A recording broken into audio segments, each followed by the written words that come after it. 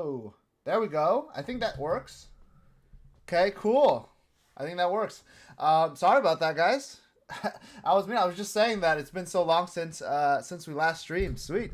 Hey everyone in the chat, how's it going? I already see some Riptide profile pictures. That's insane. We love to see it.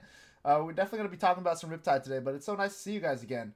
I took a bit of a hiatus over the winter break just because there's not a lot of Flesh and Blood events happening. Not really anything to play for, and I think it's just spending time with family, friends, and stuff like that. So it's good to be back in the competitive season. I know Memphis is this week alongside AGE. And I know AGE just announced that we're doing West and East too. So a lot of different tournaments now, especially with RTNs coming up next month. There's going to be so much Flesh and Blood. I'm so excited to come back to it. Daniel says, teach me Riptide. I definitely will teach you a little bit about Riptide today if you're watching for the first time. It's going to be a lot of fun. But yeah, nice to see you guys again. Like I said before, I was like, just did my hair. It's like a special occasion. No, I just wanted to look nice because I just filmed a tier list video actually with Eric Dauerheim on the Sneap channel. So he's going to be posting that in a couple days. Then you guys can all see where I rated Riptide. Unfortunately, not that high. Just because I want to throw people off the scent, you know? You don't want everyone to know that Riptide's OP because that means everyone's going to tech for him. But yeah, it's going to be a lot of fun. Definitely check out that video and support Eric. He's a really cool guy. He's always super fun to talk to, and he plays a little bit of Riptide himself, so I'm excited to see that video go live and see what you all think of where we place those heroes. But today, we're going to be talking about Riptide. So, a little bit of discussion, I guess, before we get into playing the deck and showing you one of the decks I want to showcase today. So there are a lot of different ways to play Riptide. There's the kind of the tankier build. I like calling it Riplander. A lot of people call it like the tankier fatigue version of Riptide. I like calling it Riplander because it just reminds me of Icelander.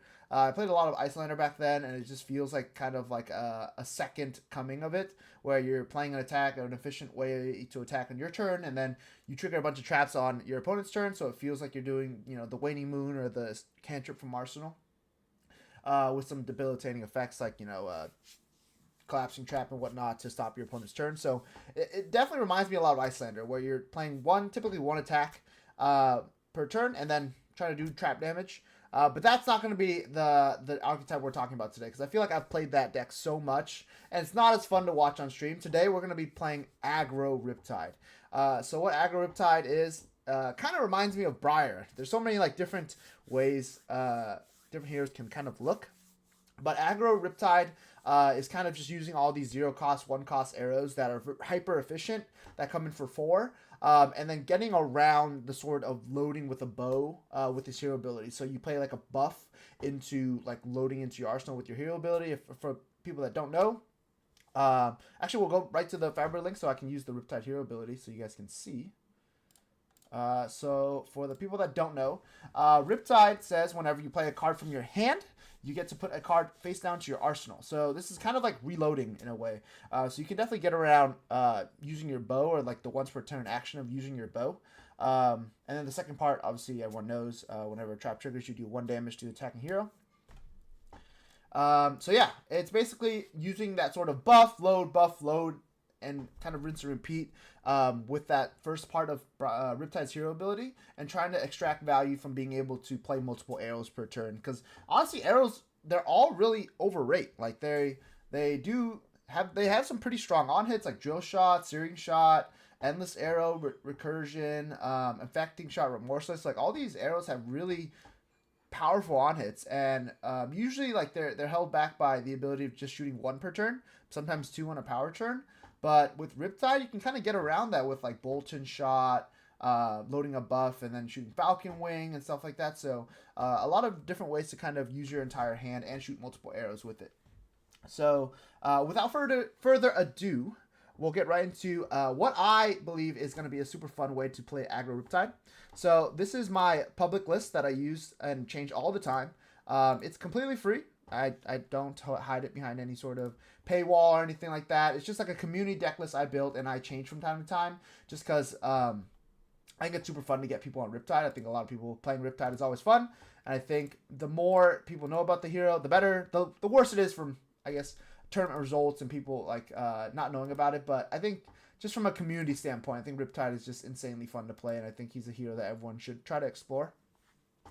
As you can see, 1,000,000 results on this guy. I think so much that the game won't even load. Yeah, like 765 matches. It's not just me. It's like a bunch of people playing the list just for fun too. I'll post the deck link right now in the chat so you guys can see as well.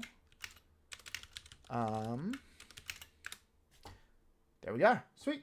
So yeah, this is my community build. I call it Redline Riptide because it's basically Redline. There's a couple more blues now though. We can kind of go over that as we kind of progress. But yeah, just like a bunch of results. Playing so many games with it, just trying to figure out what iterations of Riptide I like. I don't even make versions to this deck. I just kind of like change it for fun and see where it lands. It's just kind of like my eternal Riptide deck list. Is there any competitive reason to play aggro Riptide over Azalea? Yes, there are different sort of heroes in kind of like the overarching theme. So Azalea is trying to buff one really big arrow in terms of and then dominate it so that it's like a really debilitating on hit. Whereas aggro Riptide kind of goes wider and utilizes more arrows, like per turn at least, instead of like buffing one really big attack. So you do multiple attacks. So the attacks are a little bit less debilitating than what Azalea is trying to do, because she does have what's it called? Red in the ledger. Unfortunately, Riptide does not have red in the ledger. But Riptide also has the added benefits of playing traps. So he also gets the use of being able to defend really well and play stuff like Frailty Trap, Collapsing Trap, stuff like that. I'll try this build while my quick dodges get here. Oh, the new boots, yeah. Once they get here, I am on the full fatigue trap Riptide build. Yeah, I also have a full fatigue Riptide build. That's pretty fun. We'll probably go over it in another episode. But today we're just going to be playing aggro. I do like that build as well. I will say this one's a lot more fun to play. It's a lot more high octane and a lot more interactions. New Jersey Damo says, Alex, I really want to try that too. I agree. I think the Riplander build is always super fun to play because it's like the most consistent way to kind of get both ends of Riptide, the reload on defense and then the defensive traps. This list is a little bit lighter on traps. You're not playing every trap, so you definitely don't get the full value of the second part of your hero portion, but there's enough in there to kind of be relevant. To kind of make them worry, make your opponent sweat basically about worrying about traps. So we'll get right into the deck list. Chana Banto, Ayo, Riptide time. It's always Riptide time, dude. It's never not Riptide time. So going over it, I think everyone's playing Dreadborn Riptide. I think it's the best sort of bow in general because of the second paragraph. Arrows you control. First of all, it says you can load into an empty arsenal zone you control. If you do, the arrow gets +1 for the turn. Go again. So you can shoot your arrow after. And then arrows you control have defense reactions can't be played from hand.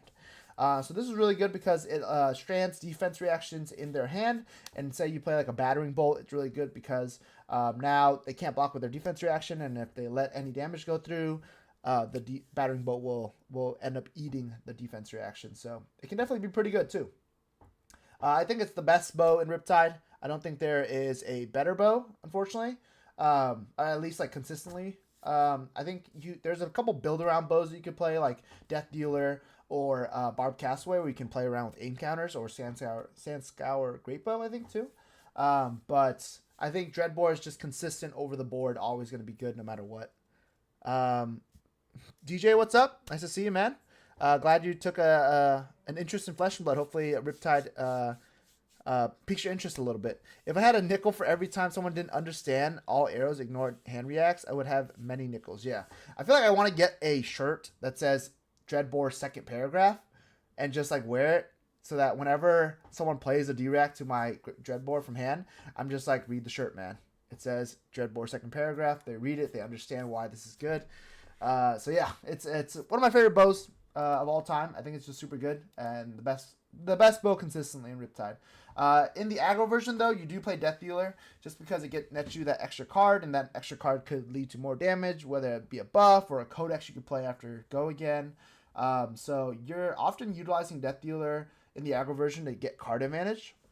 And you can kind of transform your arsenal into a free Death Dealer activation as well, because you're able to trench away a face down card, use the one floating, load with Death Dealer, and then now you have an extra card in your hand rather than your arsenal. So a lot of good ways to use Death Dealer with trench. It's super good. In this build, I only use Long Draw Half Glove. I'm in between like Long Draw Half Glove and Bullseye Bracers. I think those two kind of do very different things, but I think I really like the block one on Long Draw Half Glove, and I like the save that it can do against Warmongers. Bullseye Bracers is always going to be good, I think. It doesn't block, but it always kind of extends your turn, and it feels the best on those Endless Arrow turns where you buff an Endless Arrow to like 8 or like 7 or 10, and then you Rain Race to get it over, and then now you can Snapdragons and do it again with either Death Dealer or Bullseye Bracers if you don't want to pay the 1.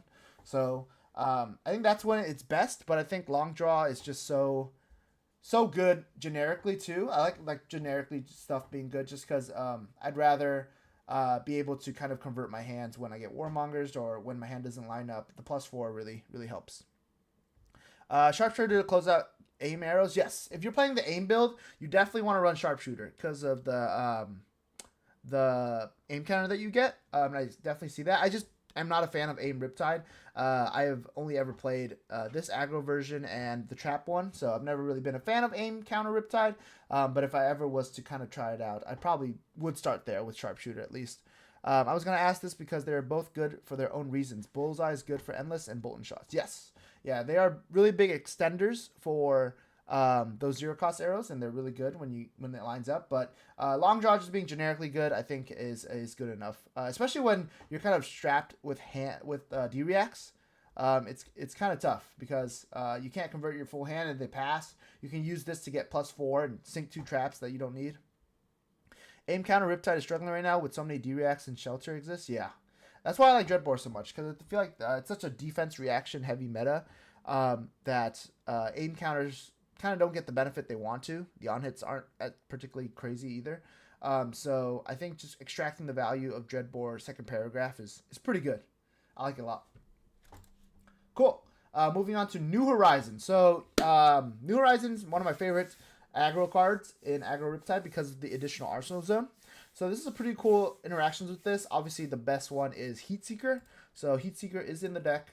Heatseeker being good because once it hits, you get to put the top card of your deck face up into your arsenal, and then you have an extra Arsenal Zone because there's a face up card in your original arsenal. So some cool interactions is like you load with your bow.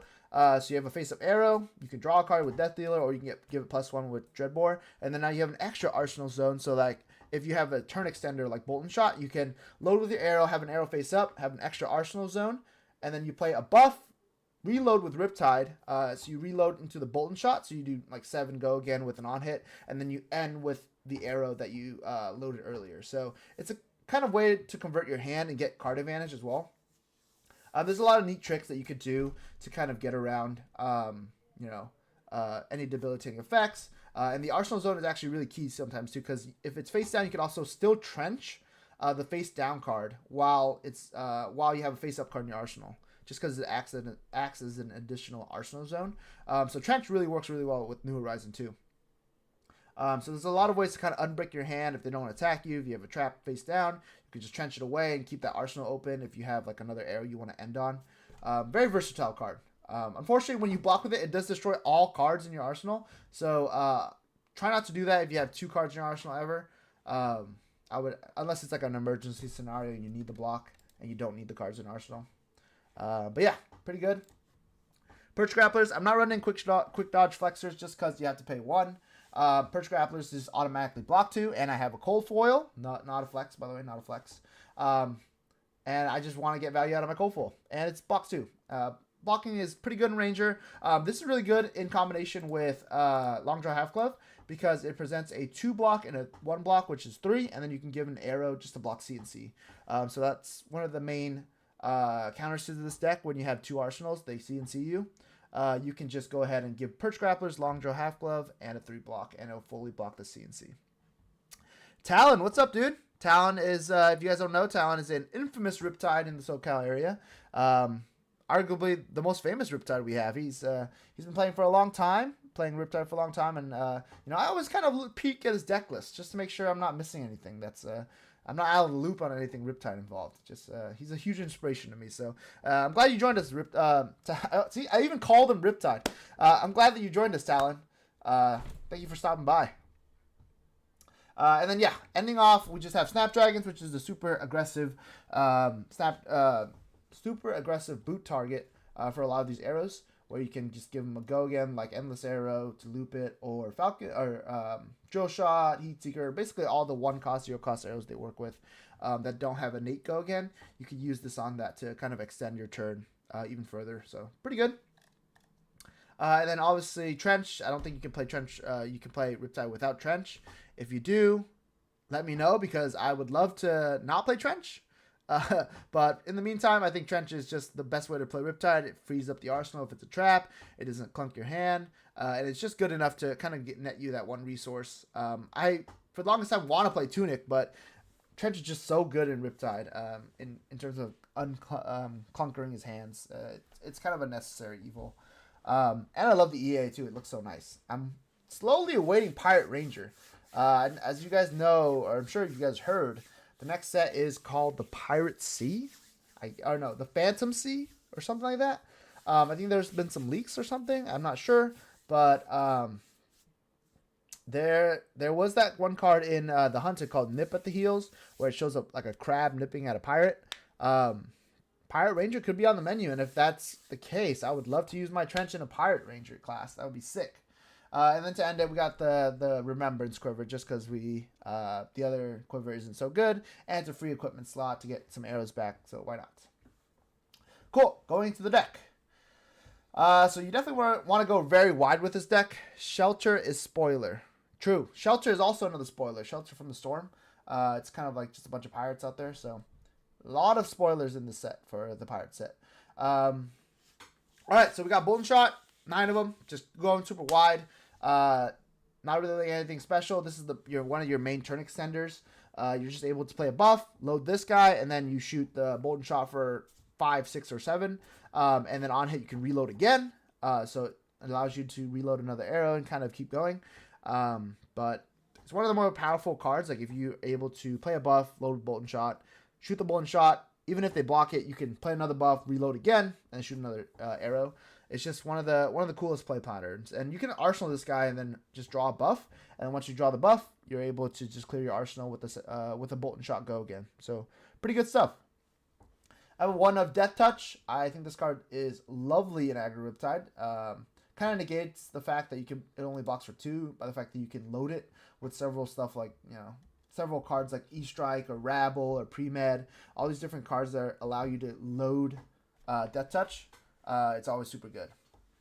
So it's a little less hampering in this version where you're reloading a lot more rather than the kind of like the mid-range one, the Riplander build, where you don't get to reload as often because you're not playing all these buffs. Then yeah, Drill Shot, obviously good arrow. Endless Arrow, very good arrow. E-Strike, just a common thing. It's a very modal card, obviously because it has 3 modes, but it just allows you to do your thing. And at the very worst, you can always do 7. You can always draw a card to get an extra arsenal, and you can clear it if it's bad. Or you can do go again into reload an arrow. So 5 go again into an arrow is always good too. Is Aggro Riptide better than mid range in this meta? I'm not sure. Both are very fun to play, and we're gonna try out some Aggro Riptide today. I personally don't think so, but Aggro could always make its case. I think if Warmongers gets a lot better, Aggro Riptide definitely won't be as good, just because of the mix of non-attack actions and attack actions. But I think if we're in a Warmongerless meta, we could definitely try to push it a little bit, push the envelope a little bit. You got Falcon Wing, another turn extender. It is only a 0. Sorry, excuse me. It's only a 0 for 3 because there's not really any ways to give aim counters to stuff in this deck. So it's at most 3 go again, and you can buff it as well. It's just a good 0 for 3 in Arsenal that blocks 3. And then you got Heat Seeker. Heat Seeker is one of the main arrows in the deck. It works very well with New Horizon, like I said before, and gets you that sort of card advantage that you need in this sort of deck. 1 of Infecting Shot, just because of the ability to Codex it. and then shoot an infecting shot. This is especially good when in fatigue matchups. It's a little bit better than Death Touch because they can't use D-Reacts from hand.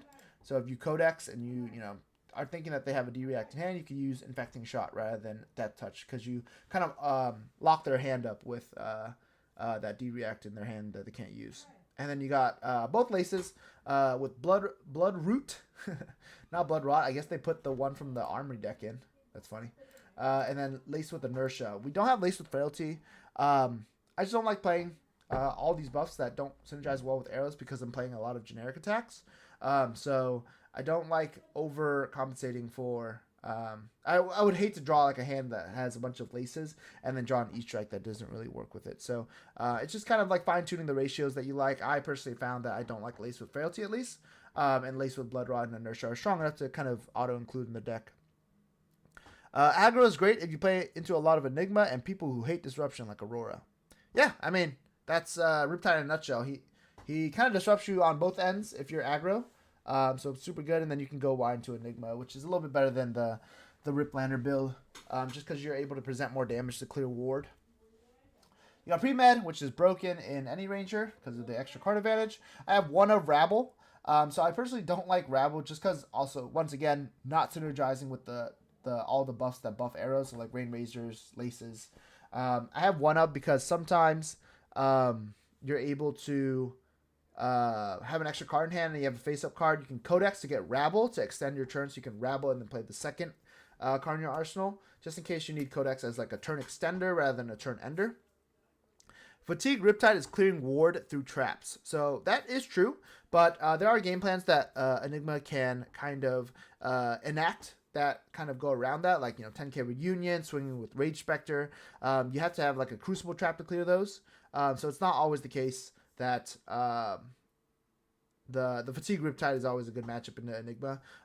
Definitely if they're unprepared, it can be, but I'd much rather play aggro, be a little bit more offensive into Enigma rather than play that sort of slow, grindy matchup.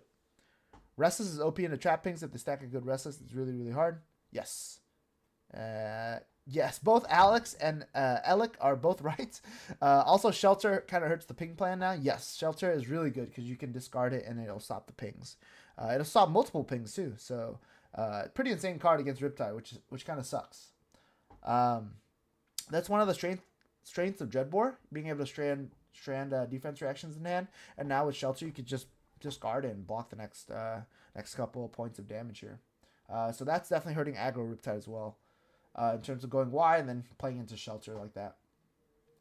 You ended off with Remorseless, which is just a good 1-for-5 arrow. I mean, it's one of the most relevant on-hits in the entire game. Losing 1 health whenever you play an action card. Insanely good against classes that do that, like Ninja, Runeblade. Extremely relevant because it can become easily like a 1-for-8, 1-for-9. You got Zeroing Shot with a 0-for-5. Pretty good. You got Seek and Destroy, which is basically another Lace with Inertia, but better because they don't get to keep the cards. They have to destroy all their cards. You got Codex to Frailty, which is the most broken card of all time, in my opinion. Yeah, I mean, there's not really much argument to it. It's just so good, getting back your best cards. It's a yellow. The worst part about it is it blocks you, but at least it blocks. And yeah, it's just super good. Prismatic Leyline. So this one's an interesting one. I play one of. I see a lot of people play 3 or don't play it at all. I like 1 just because it blocks 3 at the very least, and then it works really well with your Bolton shots. So if you have multiple colors of Bolton shot in your hand, you can play Prismatic Leyline, and it'll buff all of them to 5, which is pretty cool. I think this card also gets better if you play Intoxicating Shot in your deck, but in recent lists, I haven't been using Intoxicating Shot as much because Intoxicating Shot can come in for 7 if you play it with Prismatic Leyline, which is insane. Rounding it out, you got Rain Razors, which is one of the premier kind of reaction damage instances in Ranger at least, and then it's really good if you're able to shoot 2 arrows because Rain Razors becomes a 0-for-4 essentially. And in the case that you can shoot 6 arrows, it becomes 3 arrows, it becomes a 0-for-6. So it's just really good, and it works really well with Rain Razors, being able to give Bolton Shot go again. No, I just said it works well with Rain Razors. It works well with Bolton Shot because it gives them go again innately too. Good thing I pulled 1 Prismatic Leyline recently. Yeah, it's a good card. It blocks 3. It does kind of all the things you do if you have 9 Bolton Shots, so pretty good. And then in the sideboard, there's not much to be said. We have all the good traps that I think are good into this meta. We have Spike Pit, Collapsing, and Buzzsaw, all three of them. You got Tar Pit, which is always good. You got Pendulum. I'm on personally 3 Pendulum because there's so many Assassin around. And I think it's just a really good way to kind of win the fatigue race.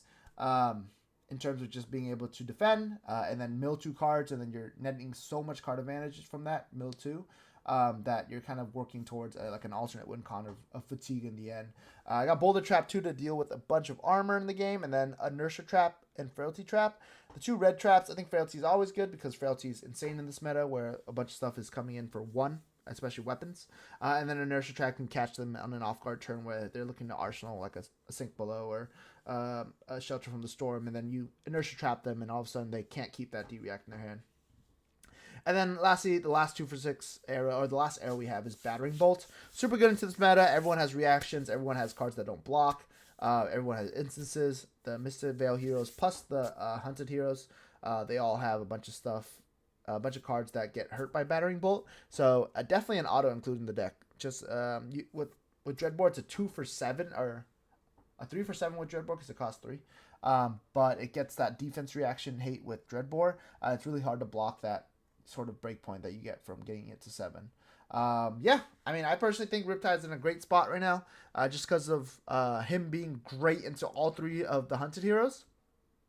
It's pretty insane. Like, they came out with basically 3 classes that he's super good into. Like Ninja, he's super good into historically. Assassin, he's like insane into historically. And then Warrior is like, it just feels like a buy sometimes. When you're playing against Warriors Riptide. So 3 classes that he definitely does really well into, and he's already kind of in a decent spot in the meta, I feel like, beforehand. He like doesn't have a bad time into the Mistvale heroes. Enigma is like the first illusionist ever that he has game into, which is cool. Like, it actually matters, your traps against illusionists, which is awesome. Before you had stuff like Dromai, where it basically didn't matter at all. Just because the pings don't happen because the dragons are attacking, not Dromai. So I think he's in a pretty good spot. He's definitely fun to play. Would I bring him to a tournament? Yes, because I love Riptide so much. But does that mean he's good for a tournament? I do not know. And that might be why we're testing it today, to see if he's possibly going to be an option for anyone going to Memphis this week, or playing any CC tournaments in the near future at RTNs. Fatigue Riptide Gaming? Unfortunately not. We are playing aggro Riptide, so no fatigue here. We're going to play some high octane Riptide and show people what can be done. Sweet. Let's load up Talishar and get right to it. Cool, cool, cool. Heartbreak? Yeah, it's tough. It's super tough. I think, do I have any of the new cards? Do I have to play Open CC? I forget. It's not. Okay, we can play against this Kayo right here. Unfortunately, not getting any games of against the new heroes just yet, but hopefully we can find some people later on that are playing Assassin or Warrior or Ninja. All right, so Kayo doesn't have a lot of defense reaction, so we'll go with Death Dealer. Stab Dragons, I'm pretty sure the Perch Grapplers will be better because he's probably playing CNC. And we want to be able to play all these arrows that are good against him, like Boulder Trap is insanely good. Frailty Trap can definitely be very good, and then let's play 1 Inertia just to kind of catch him off guard here. Sweet, I think we're good here. 60 versus 60. Let's get our game on. Let me try to turn on some music to kind of go with the mood here that we're going for. Oh, that was at full volume. That would have been blaring.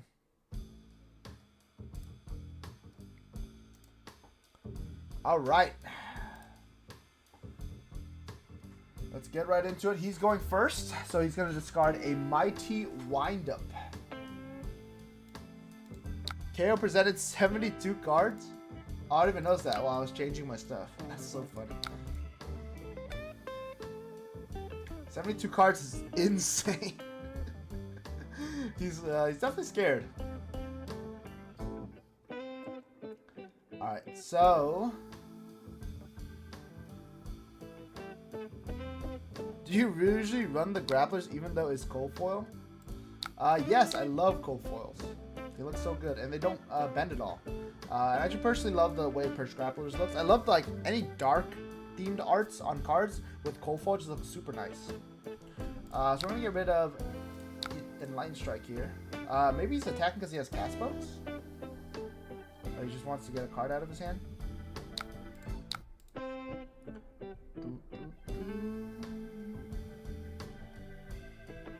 Turn 0. If he presents 72 cards and he turns 0 cast bones me, that'd be insane. So what?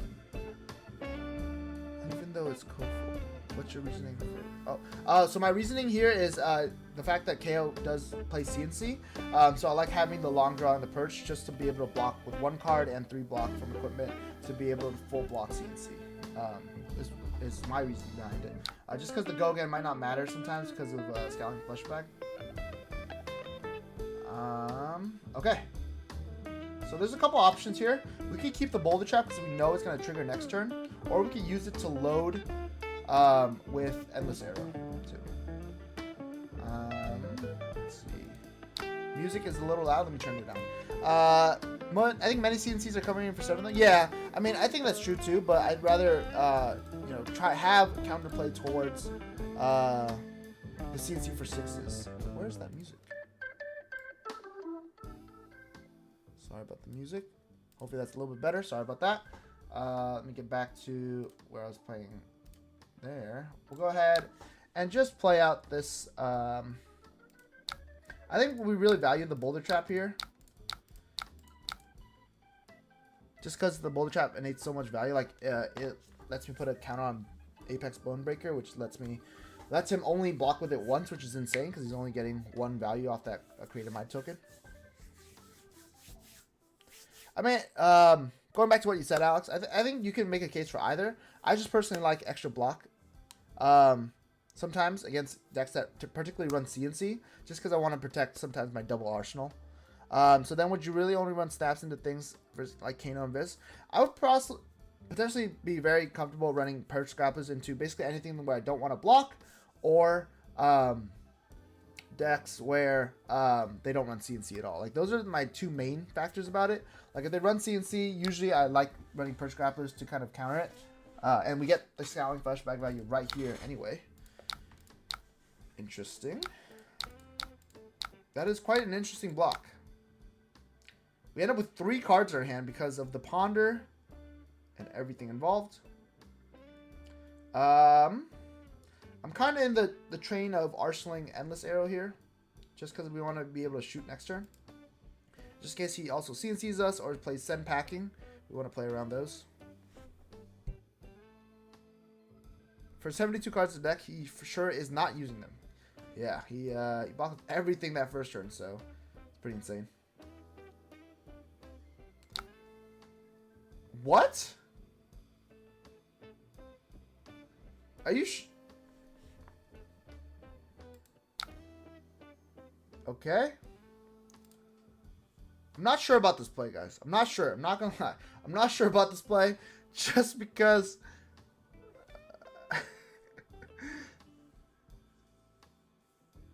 he has Go again, and he's gonna get Seek and Destroyed. Wild Ride, Record Romp, Savage Class, Beatdown, Run Roughshod, Class of Agility, Bear Fangs. No CNC targets.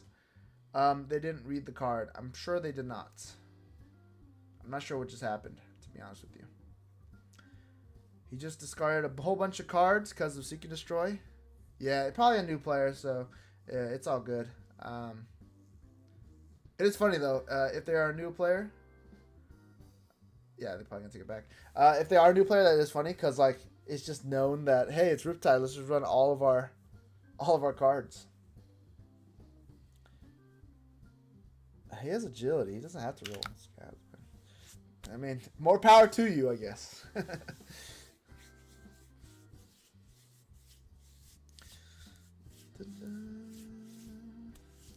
He's just rolling. He has the agility, but he's just rolling to flex on me here. He wants to play Cast Bones first. Right, because he wants to be able to play Caspins and then play Blood Rush Bellow. That makes sense. What a beast. Yeah, he probably didn't read Agility. He probably thought Agility gave Caspins go again. There you go. Yes. Well, I guess we kind of knew what he drew because we read it, but I mean, he's probably going to be able to play one big attack here, I think. Yeah, I mean, not really a screw up. I think they just didn't know. It feels more bad when you're like, holy crap, you cannot do that, man. There you go. Sweet. Sure. All right, here's 10 go again. So we do have an endless arrow here that we can just send next turn. So that's pretty good for us. Okay. Interesting first opponent. They're just doing a bunch of takebacks. It's okay, man. You take your time. It's a very, very important block, I guess. Sure. This is the exact same play, I think. Okay. So we're able to block out and then shoot the endless arrow here. The question is, actually, I think I want to do like this. So they do cast bones, roll scats, get on the info, and ensure that, yeah. I mean, it happens. This is why I hate Talishar. Definitely not perfect. Unfortunately, the person I was gonna play against today, they ended up being a little bit busy, so we just gotta go to Talishar for our games tonight. But still a good time. Not every game will be like this. Okay. Not every game will be like this. Good first practice game, you know. Let's try Arachne Marionette. Maybe this one would be a little bit better. They just dodge after all that take back. That was pretty funny. Cool. Yes, let's play against Arachne Marionette. So this one, we definitely want to stockpile our cards here. Just include every card we can. I should really make a button so I don't have to press this every time, but alas, here we are. I'm going to play Dreadbore here just because he probably plays a little bit more defensive with this being Assassin and all. There is a chance that he probably just goes full aggro, but I'd rather Dreadbore for a longer game anyway. And then Perch Grapplers just for the extra block, just in case we need to block anything that's an on-hit.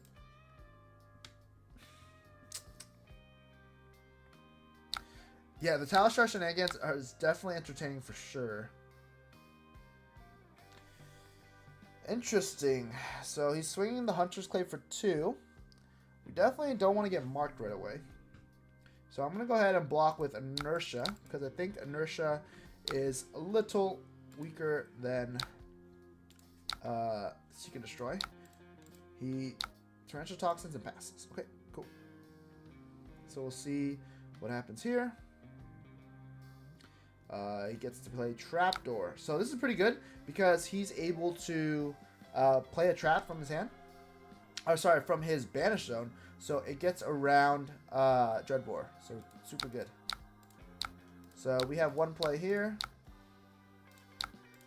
And that's just to shoot a big Infecting Shot for 12.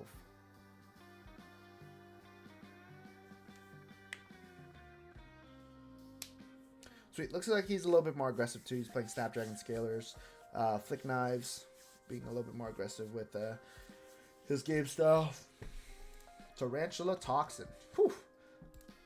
Pretty good card. Nowadays, you know, back then you just had to block the attacks. Now you have to block the daggers and the attacks. Pretty insane. It's also super cold in California right now, or at least Southern California. So I am freezing. This is tough. Alright, Frailty Trap. Very cool. So we get the 1 damage here. Super important because we get a Blood Rot on him and we get an Arsenal. Pretty insane. There's the CNC. Alright, how good is our turn without this Arsenal?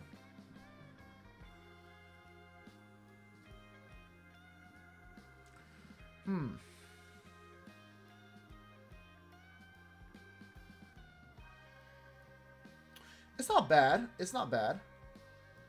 I am kind of content with just block and then shoot a searing shot and arsenal this. Like, I think that's the safest play. I think we're gonna save the armor block here. I don't think using E-Strike is super effective as like a turn extender, especially at the cost of armor. So we're just gonna go ahead and play a little bit slow here and kind of set up. Yesterday I buzzsawed a Bolton.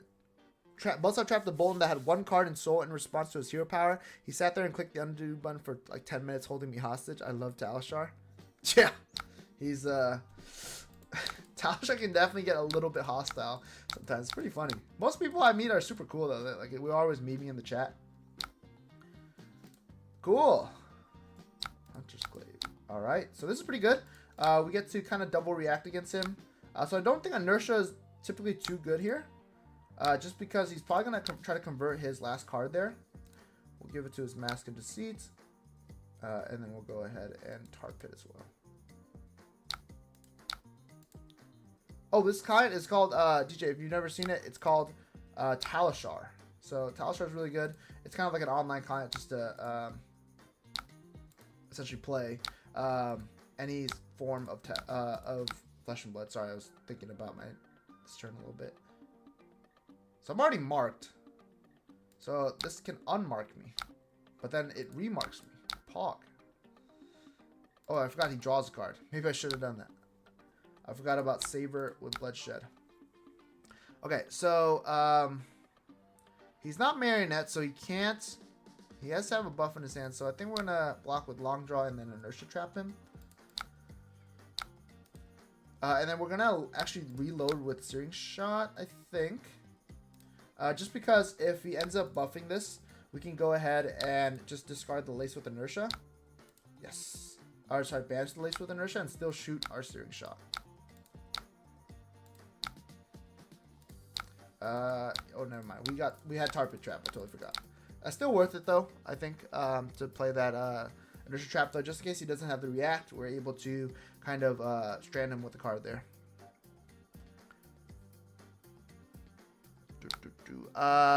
What's cold in California, bro?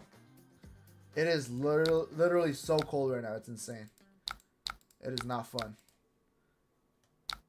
Cool. This is a cool hand. So this is cool now. So now we have our Long Draw Half Glove that blocks. That basically will be Battle Worn forever. So if we do end up wanting to block these Hunter's Claves, we can go ahead and block with Hunter with the Long Draw Half Glove and then use Boulder Trap if we think that's like the most viable way to do it. I think we don't mind being marked here though. There's not really anything that he's going to block with innately, so I think it's fine if we just do this. I think I'm going to block with 1 here, and then I'll go ahead and Boulder Trap here. So he's going to play Tarantula Toxin. That's fine. We're going to go ahead and Boulder Trap in response. We'll put it on his Flick Knives, I guess. And then, because we kind of want him to block with Tunic. And I'm just going to load this guy. And this will trigger because he has activated a reaction this turn. So I'm actually going to pass because this allows me to go a little bit more wide in my turn. So if I'm able to draw a buff, it lets me kind of convert the hand a little bit easier. He is Arachne Orb Weaver right now, so you might want to discard an Assassin card to equip that little Chokin Sword. So you might flick this turn right here. 55 is cold in SoCal, lol. Yes. I'm not sure if that was sarcasm, Ruben, but it is definitely cold in SoCal. I'm not used to this. You know, I'm used to beachy weather, just super nice. Don't have to worry about anything. Just the wind flowing in your hair. Now it's like when the wind flows through your hair, your hair freezes into icicles. Anthony, this guy thinks he can out-trap you. True. He was trapdoor earlier. New Jersey demo. Yeah, I'm in Australia, so currently summer. For Australia, how often is it summer? Because it's not. Oh, do you get actual seasons like all the different 4 seasons, or is it like extended summer, like some areas of the world? or extended winter, like some areas of the world. So this one doesn't have an on hit, which is good. But we still want to be hyper efficient and full block. So Tar Pit's still active. So we won't lose 1 health when we get shot here. I think we actually want to do this. Okay, cool. So we're going to shoot an endless arrow here for 5. And then if we get it back, we're able to arsenal it and do it again next turn. Just constant pressure.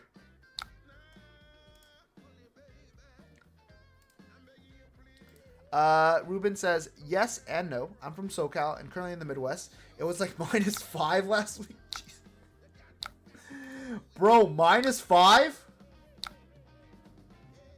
That's insane. I can't even imagine. That is actually insane. That is literally Channel Lake Fridge right there. Depends on what state we live in. I'm in Melbourne, so we do get seasons. Been hitting 95 plus. Oh, that sounds like the life. See, I'd rather it be super hot because I can kind of prep for that a little bit easier. Cold is just like so... Actually, no. I don't like wearing layers. Like, the more I think about it, I don't really like wearing layers. So, being cold sucks, man. I want to wear, like, you know, breezy clothes and just enjoy my life. But I have to, like, bundle up all the time. Like, right now, I'm wearing just a shirt. It's so cold, man. I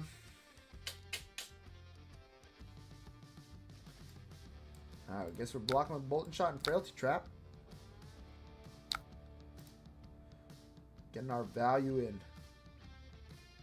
And I think we do load here with Endless Arrow. Just because if we block with Prismatic Leyline, we're able to just still shoot Endless Arrow. See, this is what I hate about Talishar too. When you play all this stuff, it's hard to know what's going on. Cool. I think he flicked his... Yeah, I think he flicked his this one dagger. Cool. So this one is just lose a health, so I think I'm okay with that. I know about Searing Shot.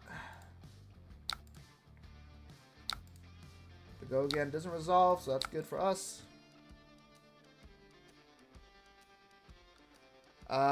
Leland, you maniac. Hey man, I'm just playing one. Pre-COVID, I would escape our summer and go to the USA to watch hockey. I love the cold. Yeah, I mean, I think honestly, if I got used to it, I could love the cold too. Like I would, bundling up near the fire seems really cool. Wait, how's he blocking for 1?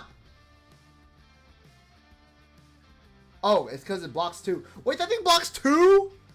That's insane. I thought it blocked 1. Wait, that's like insane. I thought it always blocked 1. I was like, why is it blocking for 1 right here? Yeah, I mean, I think I could get used to it being cold too. It just does suck because, damn, this is gonna suck. So it could be just a nick. If it has stealth, it has go again. Yeah. So if he discards a reaction here, we can go ahead and collapsing trap it. The question is, do I block at all to bait everything out? If he discards to react, he'll have 1 card in hand, so it's just the card in his arsenal. So I think I'm okay with reacting. So he's gonna discard a Leave No Witnesses, which is fine, and then we play collapsing trap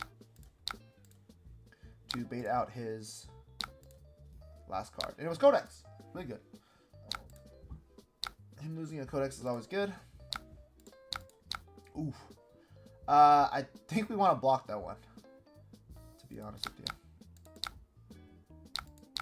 Just because we're able to. E-Strike isn't too great of a play.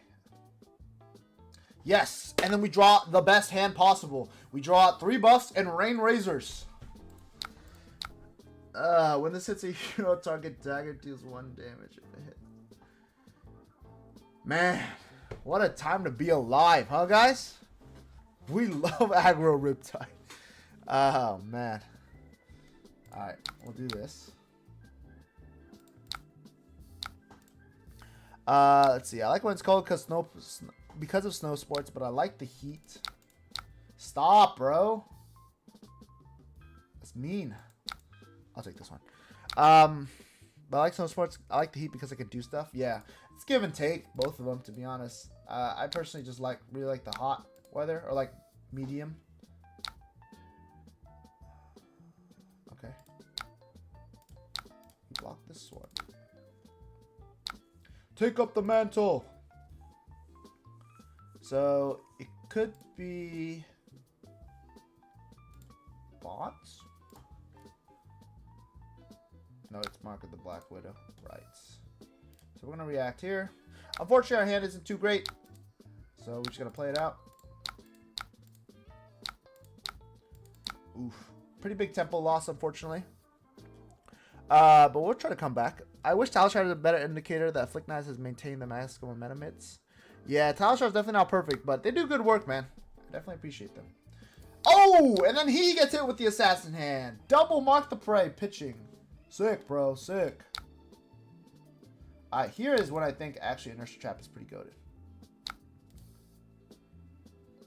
Just because if he's looking to play like a 0 for 4, like Leave No Witnesses here, he gets stranded.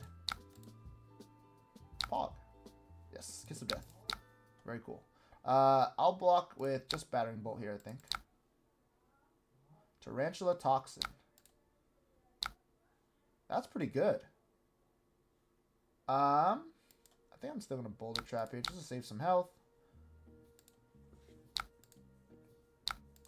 That's a really good play.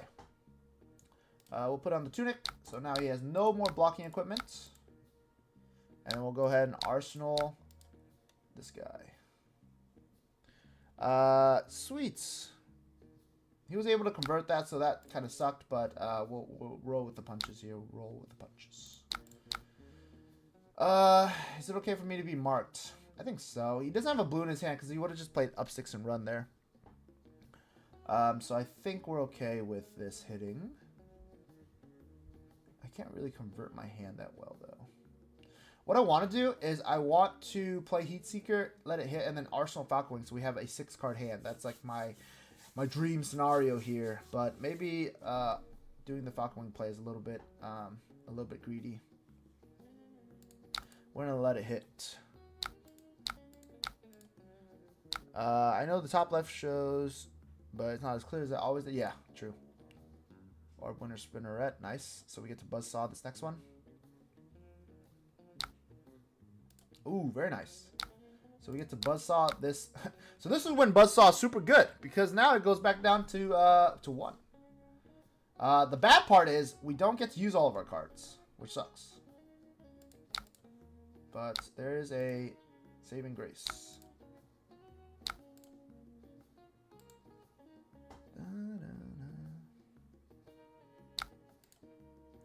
Cool, cool.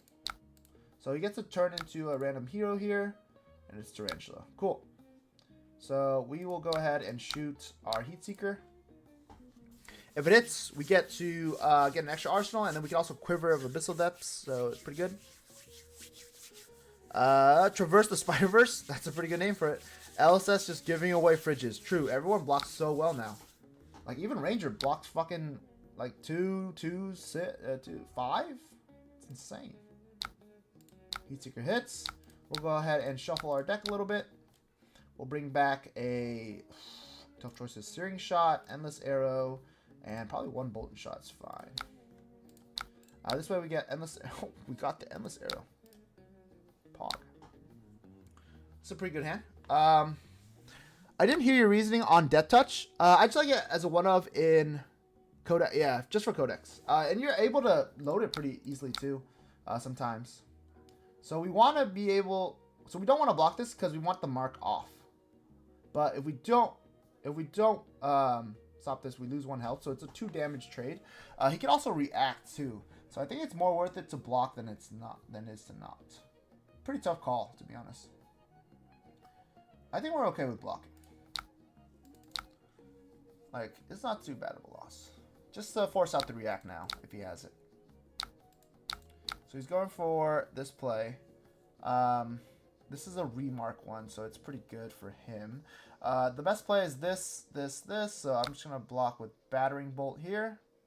If he plays Leave No Witnesses, we can still block with Drill Shot, so it should be fine. He's going to Flick Knives anyway, so he gets the value, sure. He ends his turn, sure.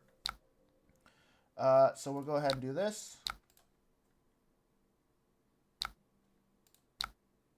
He's going to take 3, and then we'll do Lace with this.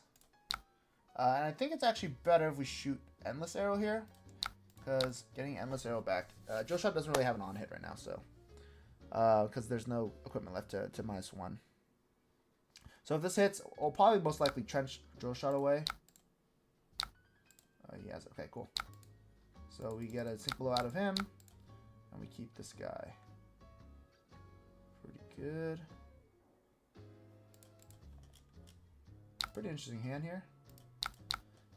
So I kind of want to block with the Codex here, just to not get marked. He's going to play Codex. I believe he has to play... Yeah. Tough. So much damage. So I don't mind my Drill Shot being lost. It's not the end of the world. This is a tough call. I could take 3. He probably chooses Frailty. We are watching the LeBron James of Fab. That is not true. Unfortunately. Yet, at least. I don't hate blocking with New Horizon here either. Minus Drill Shot is fine, because we can still Codex and do our own sort of Frailty play. So I think I'm going to block with my equipment here. And just get the Pendulum Trap out. It's okay. We go down to this.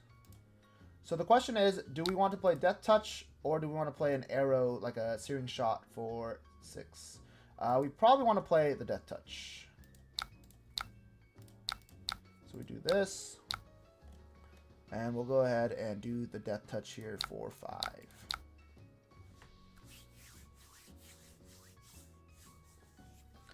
Let's see. Yay, Ranger's hands. Playing Ira as of late, all blue hands, all red hands, more than one time one time a game are more frustrating than Ranger hands. I mean, just drawing bricks is always frustrating, no matter what hero you're playing. So I understand completely, man. It's a pretty close game. Bonds of Agony. So it could be just a Nick. Could be Tarantula Toxin 2. I'm okay with blocking 6 here. He could also Bonds. Snapdragon Scaler is just a bait. So I think I'm okay just blocking like this.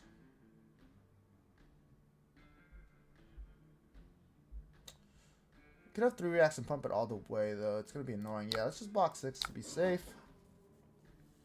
So he's going to flick a knife. Sure, that's 1 reaction. Take up the mantle. Okay. That's 2 reactions. Okay, that's... Now that's... Cool. And if his 3rd reaction is Snapdragon Scalers, then we can go ahead and Tar Pit Trap to counter his play here. Thanks everyone for joining in right now too. We're playing some Riptide right now, so this is a lot of fun. So he apparently doesn't have Go again, but we're gonna block here because we don't want to banish a card. Cool. Cool play for me. So I'm pretty sure he has some sort of defense reaction or so, because he didn't use it that turn, and he just used his hand as a power play rather than blocking.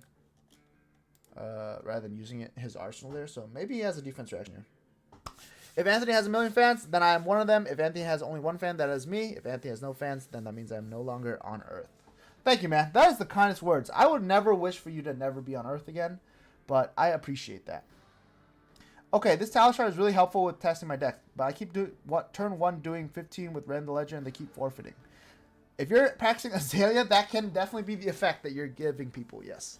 Random Ledger is notoriously one of those hard to play against cards, just because 1 action point is very limiting, especially with so many classes in the game now that go wide. It's pretty insane. But I'm glad that you found it, DJ. Glad you're enjoying playing a little bit more. Man, I'm still so cold. Maybe I should put on a jacket. Be right back. This guy's thinking, so he definitely doesn't have a D-React in his arsenal. If he's thinking. If he did...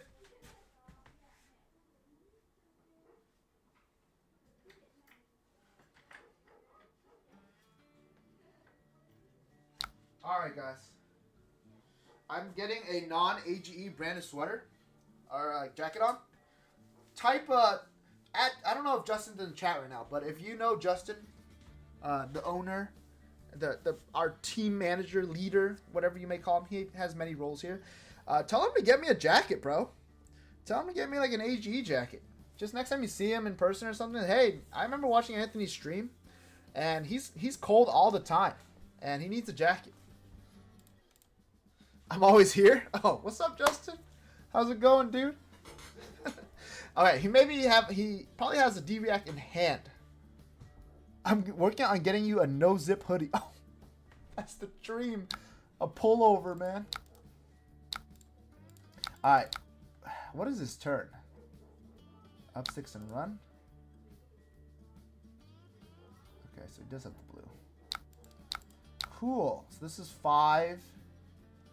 And maybe flick? No flick? Cool. We do this. Alright, now we get to play Codex. Justice for Anthony. Get our go-to jacket. Thank you, Aaron. Someone's listening to me out there. Jeez. See, this is the part where I wish we played CNC in our deck, but alas, here we are, not playing CNC. He discards a Sink Below. Very fair, very fair. I think he got Command and Conquer. Okay, cool.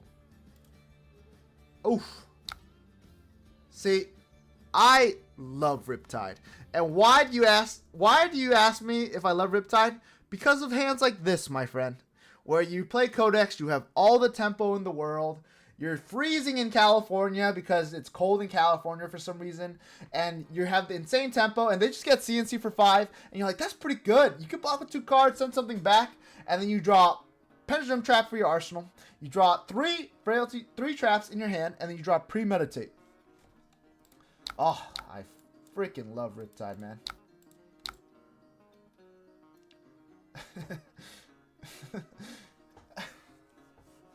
Okay, so we take 3. React with this. The Riptide Rant Classic. Yeah, man. See, like, I don't even want to lie to you guys. Sometimes I'm like, dude, this deck's OP. You gotta play this deck. And then you do stuff like this, and someone's like, dude, why would I ever play this deck? They must be right. They must be right. Riptide can definitely be very awkward. That's number one reason why right there. We as Riptide players have all been there. Too often, man. Too often. Fayu says, tuned in at a GOAT moment. Yeah, this is GOAT right here, man. So fun. This is literally the greatest day of my life. At least he's not transforming. But the base one is really good too. All right. I don't think we want a frailty trap, to be honest with you. Our second frailty trap. He has only 1 dagger.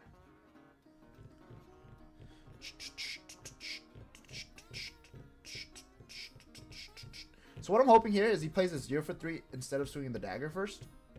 But he's smart, so he doesn't do that. So we'll go ahead and trigger our trap. This is just a 0 for 4 basically. Unfortunate that we couldn't get more value off that. So Persuasive is pretty good.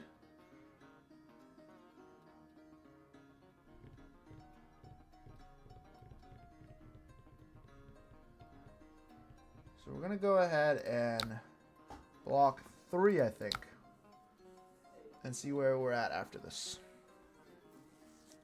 I think this is the best play. Just blocking 3, pretty safe. He doesn't react, which is good for us. He's just gonna pass. All right, so now we're able to E-strike for 7 and steal the tempo back and inertia trap arsenal. So he probably has a defense reaction in his hand. His arsenal. So that's going to be pretty good for him in terms of converting a 3 block in hand and defense reacting from arsenal. But That's good news for us because it means getting a D-React out of his hand or out of his arsenal is good for us, the arrow users. What the? What a beast! This one's the go again one, right? Yeah. Wow, for a deck that wants to do go again a lot, like our deck, we are not doing go again very often. Ba-doom, ba-doom. There is the Hunter's Clave. So we could let it hit here, and if he marks us, then he potentially gets plus damage, which would trigger our inertia trap, which would be pretty good. So I think we'll take this Clave. Unless he reacts here, then we can bullet trap it. Mark the Prey! That one's good too.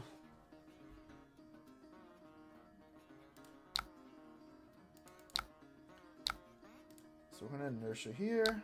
Hopefully he has a D-React in arsenal, so he can't use it. Perfect. So it was a defense reaction. Good on us. So we're actually going to do a play here with Heat Seeker to get the card advantage here. So this is going to come in for 8. If it hits, we get to have an extra card face up.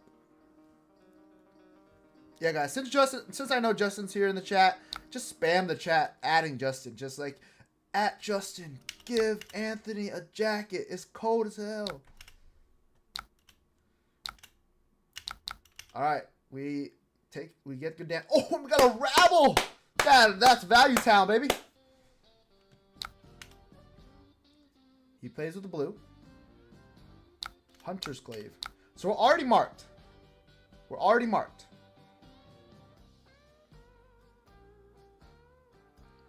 This will remark. What are the chances that he... I should block this, huh? I gotta block like this. Because if he plays a reaction here, it's fine. Tunic. So he's gonna flick here. And I'm gonna take 4 damage. Am I willing to take 4 damage? I will sell my kidney to get this mana jacket. Thank you, man. I appreciate you, man. Am I willing to take 4 damage here, guys? Yes, I am. Because I want to do damage. Rabble 4 into 6 is pretty tempo stealing. We could block here, and then we just take 2, go to 4, and then we rabble. And then Arsenal Endless Arrow, but I think it's okay. I think trading 2 damage is fine. Ow. Yeah. Cool, cool, cool. Let's see what we draw. And we're going to draw Heat Seeker next turn, which is cool. I will sell my kidney. Please. Please, Justin. Going to 2 against Riptide. This is a close game. I just noticed we have 10 cards left to 7. That's insane. I didn't even feel like we've been playing for this long. Do we win? Because he doesn't have a D-React? Dreadmore, second paragraph! Good game. Dreadmore, second paragraph. Clutch once again. Stranding 2 traps in hand. Woohoo! Yeah, we were probably going to strip, if there were 3 blocks, we were probably going to strip at least 2 more cards, and then he'd have to play a 1-card hand with just maybe Hunter's Clave. So stealing the tempo there and taking the extra 2 damage I think was pretty good. Keeping the searing shot. So overall pretty good. That was a freaking barn burner again. That was a long game. What a win. Yeah. Insane. We're still playing another assassin, which is cool. So I'm going to go first against New. Because I think in this deck, you kind of want to be able to set up 6-card hands and like just kind of explode against New. You still play every card though, just because New is going to probably come down to fatigue. 72 in a dream, dude. See, the more I play with this deck, the more I don't like Rain Razors, but I love Rain Razors at the same time because so much value. And it's like a trick, you know? It's like a not many times do you get to do damage and reaction step. It's super cool. Cool. So here I'm probably gonna use this to load my Heat Seeker.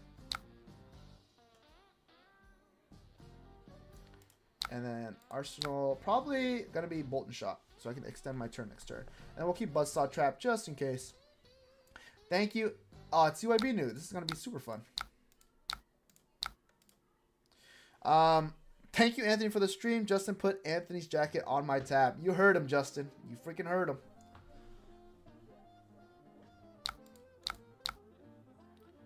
Ooh, Beckoning Mistblade. Pretty good. So I'm actually hoping that he plays like Surgical Extraction or something. Okay. So he just plays CNC. Poggers.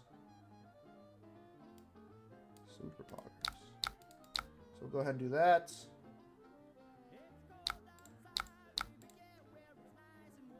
So we're going to be able to shoot 2 arrows here, which is super cool. 6 and a 5 on hits, Premeditate and Heatseeker at the end if he doesn't block it. This music is cooking, dude.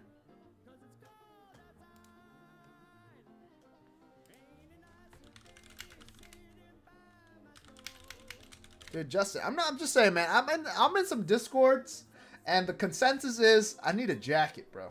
Like an AGE jacket or a hoodie or something, you know. I wear it everywhere. People will ask me, "What's Arcane Games and Events?" And I'm like, dude, it's the best place to be on Earth. There's an East and a West Coast. We're covering everything. And we only play Riptide. No other classes. We don't play any of the other heroes besides Riptide. He lets it hit. Super cool. And then we throw Heatseeker. So if he lets this hit too... holy shit, he's playing marked stuff.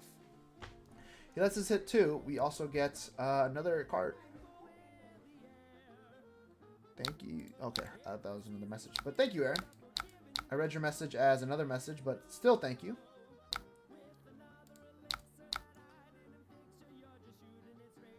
Collapsing Trap, anybody? I think we actually saved Collapsing Trap here for a bigger hand. Is this where we were wrong? I think it's still good.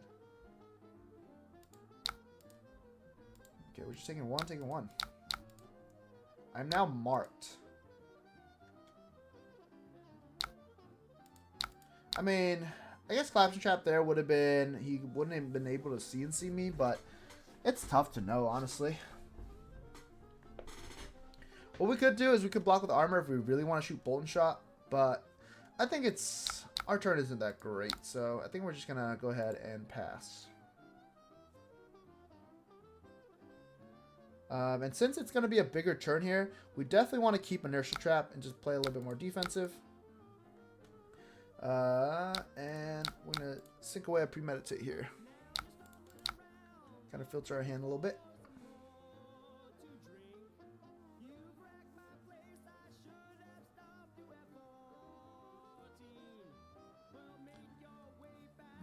See, you guys saw that last game. Getting CNC with 4 traps, 1 in arsenal, 3 in hand, and we still won. This hero must be broken. Just a bonds. We're just going to pass. See what he does. Surely this is not the play if he doesn't have any go again. So there's the Sacred Art. Does this say target? Okay, so we've played another blue. Up to 2 cards. So it's not target, unfortunately. So I can't counter it with ability. So at least he didn't get any of my traps here. So that's good at least. He's got 2 random arrows. He's got a mask here. And he has a slither. Yeah, he has a slither. So we're going to go ahead and banish an Inertia Trap. Fang Strike and this one. So we could do the collapsing here and then strand it and then play Clodex. I think it's pretty good. Like, he probably has some sort of 1-card play that matters. Inertia could be good too. I think Inertia might be better though. And we saved collapsing for a bigger turn. Because if he plays like... This is some play around Codex. But he already has 2 Codexes, so... I think this is actually a little bit better. Because if he doesn't attack us, we strand the card in his hand. And then we're able to... Yeah, It's a little bit better. Because then now we're able to play Dreadbore and then give Bolden Shot go again. And then we play Codex after with 2 floating. So I think it was actually better to play the Inertia there. Get to strand his hand a little bit. With our information gaining. I totally forgot what he pitched, though, to play that one card. Yet again, I wish we played CNC. But alas, here we are. Not playing CNC like a fool. Like a fool. We'll settle for Heat Seeker. Pretty good card. He's probably going to grab CNC. So this means if he wants to CNC me, he has to keep a card. Mid-tide is the truth? I don't know. It's true. Mid-tide is the truth. He can play CNC. Other heroes, this Riptide cannot. Interesting. So this is a pretty interesting play here too. He does have a CNC. I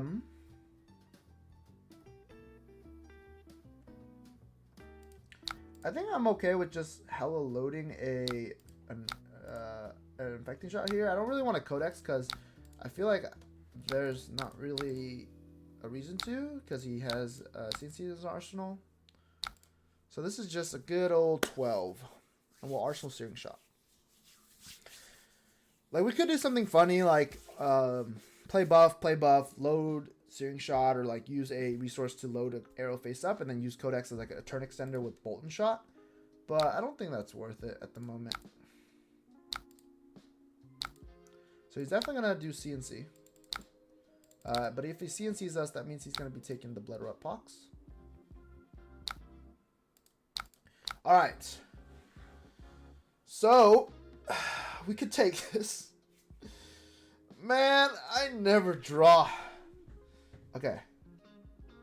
This is a pretty good pretty good block. But also, we could take it and then use the battering bolts.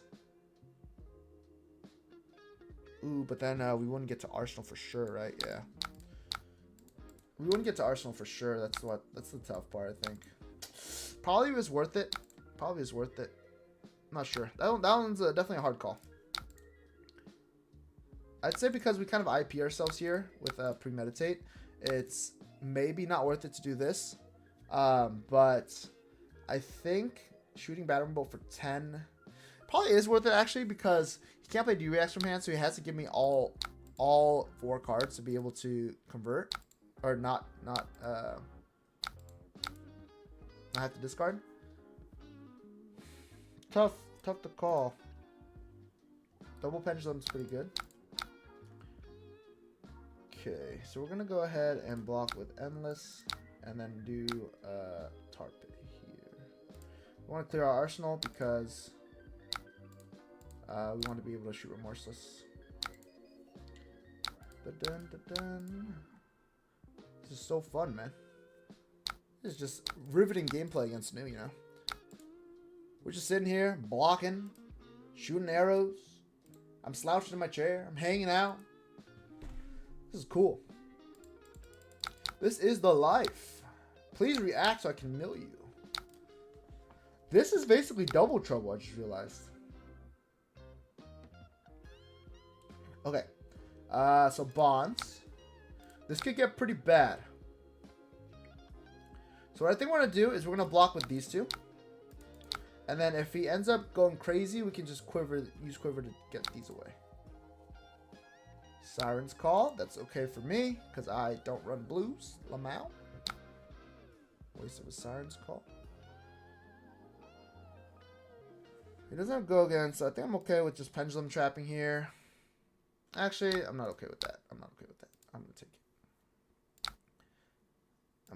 to take it. Because I want to just E-Strike for 7, and then you save the Pendulum Trap for Arsenal. Just get more blocks. Value Town. I was thinking, like, get the value, mill 2, but I think we're early enough in the game where it doesn't matter. And we could probably trigger it anyway on the next one.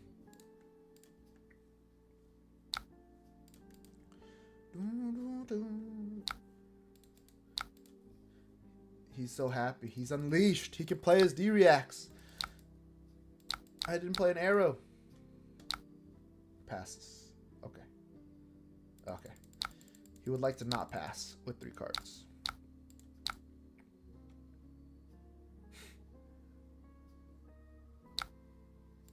Persuasive Prognosis. Alright. Pretty good card. Pretty good card.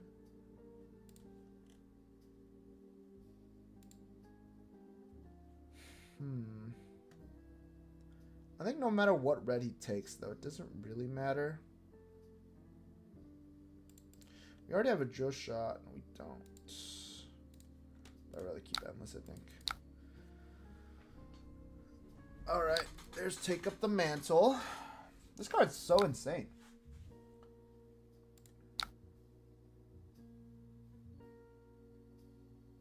Oh, wait, what?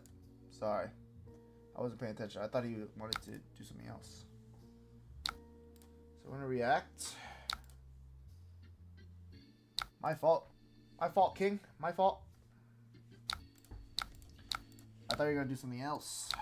We'll go ahead and do this. Reload our good old Endless Arrow. And we'll do 5 and a 4 and then potentially get it back. I kind of want to unmark myself.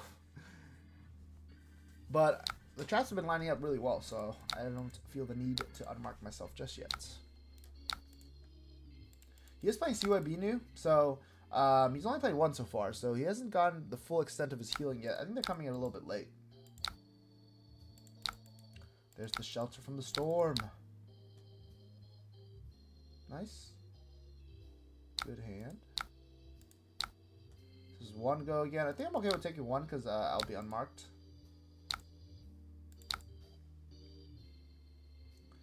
There is the remark. Persuasive and a blue. I think we'll just take this one. We'll get remarked. Erase face. That's pretty good. I think we're okay with taking 3 here.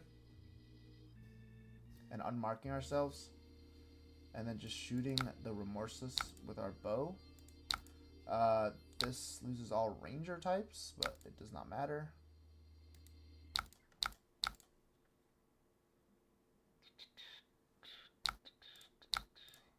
It simply does not matter.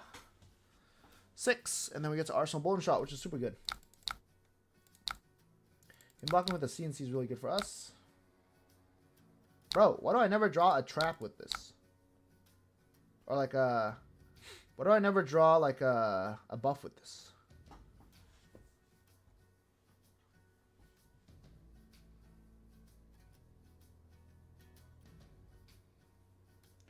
What do we do?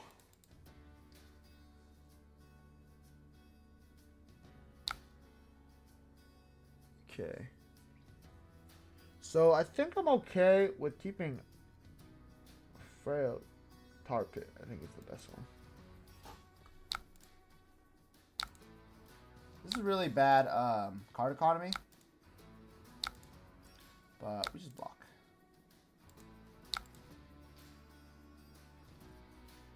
See what would be cool. So that's the second one. I'm gonna go ahead and do this. Dreadbore. Might be a longer game. We also haven't used our Remembrance Quiver yet, so we still have a +3 cards in at our disposal whenever we want. Him being willing to take it means he probably has either a CYB or a defense reaction where he can't block it anyway. Tar Pit OP. Tar Pit is my favorite one. So we're going to go ahead and block this one so it doesn't have an on-hit effect for the rest of the turn. Very cool. He's going to double. So this next hit still doesn't have an on-hit effect. Carry Blessings, sure. Yes, cool. So we're going to go ahead and... So the question is, do we want to keep an Arsenal? We probably do, just to play with Long Draw Half Glove. So I'm okay with sending 10 here. It's probably more value to do Drill Shot than Searing Shot.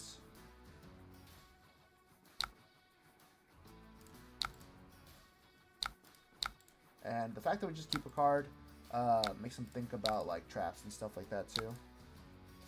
And Drill Shot can get more value than Searing Shot here because it can go ahead and get the -1 counter on Mask of Recurring Nightmares.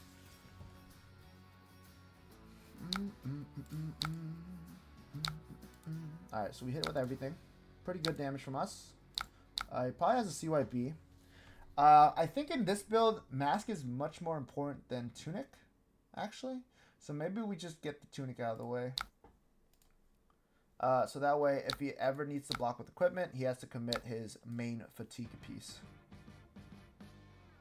Surgical Extraction. This one's a good one. I'm gonna block 6 here, I think.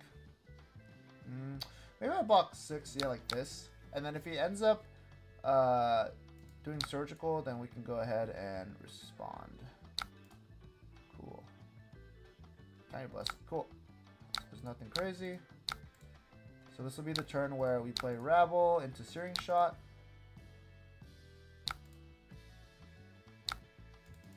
And this is a good time to play Searing Shot because he'll have stuff like this in his in his hand. So if he has another D-React in hand, we can strand him here with it.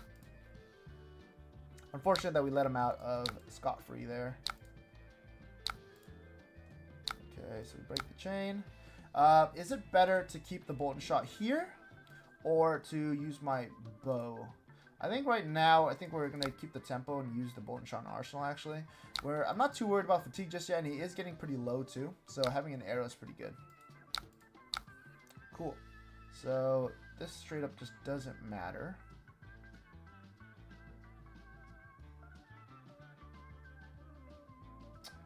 Siren's Call. You could have Rousing Wave. Doesn't matter, I don't think. So we're just going to Boulder Trap, just because the Boulder Trap is probably less valuable than the Frailty Trap.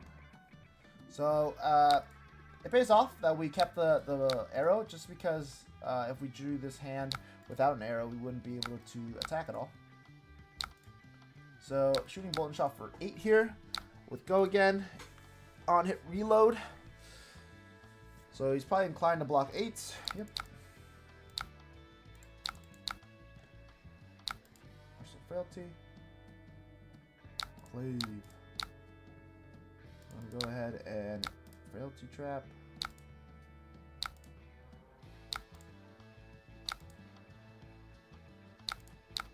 Okay. So I think we're gonna go ahead. I think I kind of want to play it slow. It's very interesting.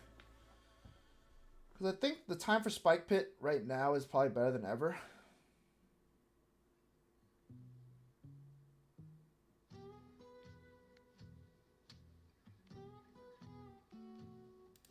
Nah, I think we'll save it a little bit more. Because we can still shuffle it with the quiver. So it can still show up at the top. And we can get maximum value later. Probably want to save the Pendulum Trap a little bit more than anything else. So him not blocking here seems like he wants to take it, so I don't want to really Rain Razors. And then I'll go ahead and activate my quiver now. We'll get back some good arrows here. We definitely want to get back Endless Battering and probably Bolt and Shot to go wide with. Yeah. So he probably has several CYBs here. Or at least... yeah, at least a couple. Hunter's Clave. This one's good for him. If he marks me. I think that's fine if he marks me. Okay, he's pitching. So his other CYB will be lower in his deck. Oh, he's going to play both. Okay, sure. Cool. So we don't...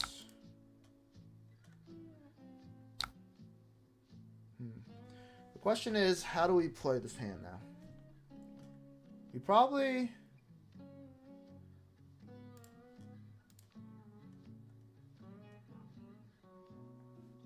oh, sorry. I think we need to trench on their turn. Let me ask him if I can do that. We need to trench on their turn, just to be able to clear our arsenal so we can make the play we want to make. Can we... go back to your turn? I would like to trench at the end. formally ask, you know, he's been a cordial opponent. Or they've been a cordial opponent.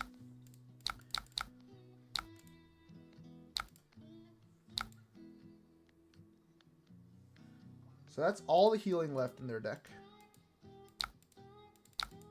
In terms of CYB at least. So now we have a...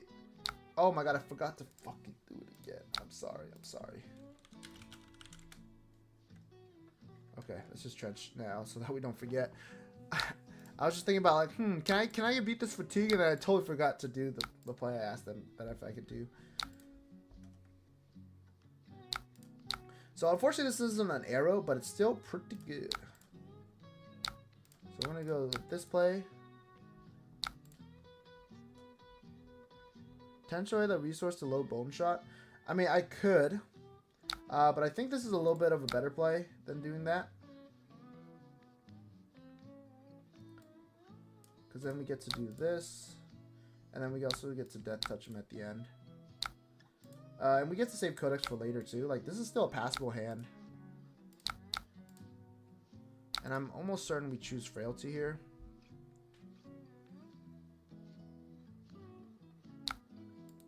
Actually, I think we innately... no, yes, it's a real... Yeah. Rain Razors and out Death Touch and Arsenal. Yeah, I think this is the safer line. We get to keep Codex, which is a really powerful tool for later too.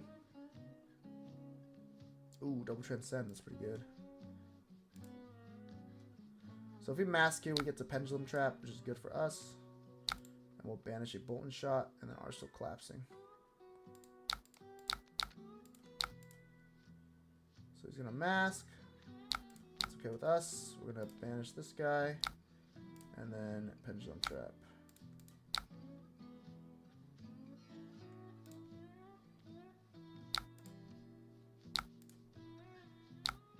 Okay, so we mill 2 cards.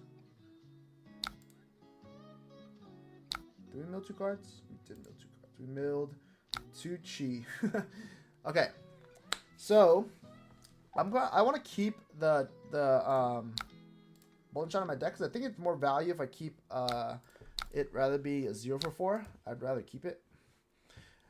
Nathan Cross. Yeah, there you go. I think that's optimal. I agree, Cody. I think that's the best play we could have made. This one's going to be pretty good here. We get to Collapsing Trap him with 3 cards left. So we're winning on fatigue pretty hard. He discards CNC. Pretty good discard. Pretty good for us. Hunter's Clay. We'll take this one.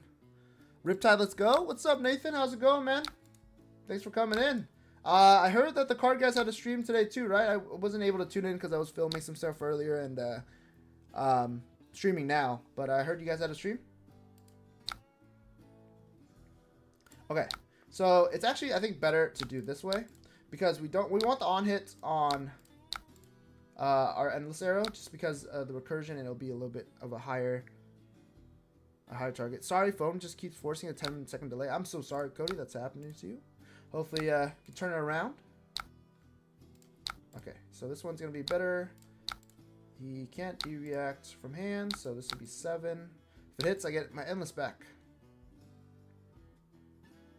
Yeah, I just got done. Sweet, man. Did you, I think you guys made a tier list today too, right? Did you guys, I think I saw the pictures. You put Riptide so high. You can't be telling everybody, man.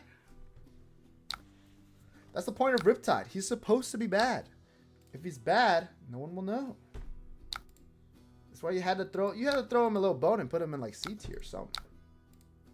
I think Rippy is A for sure. See, I want to say I agree, but then that'd be giving out the trade secrets. Okay, this is a interesting hand. Okay, mask is cool. So interesting. What do we do for mask here?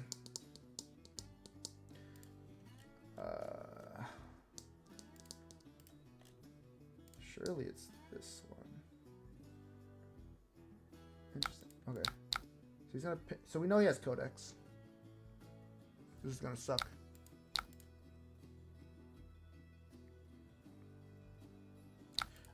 He does have 2 floating as well. So we definitely want to keep 3 block. I think this is his last codex. So we're going to banish a battering bolt.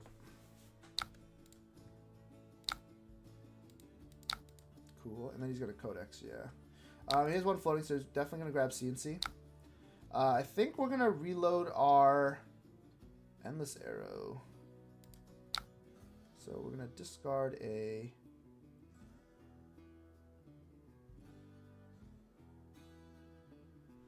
I'm going to discard an endless arrow, I think.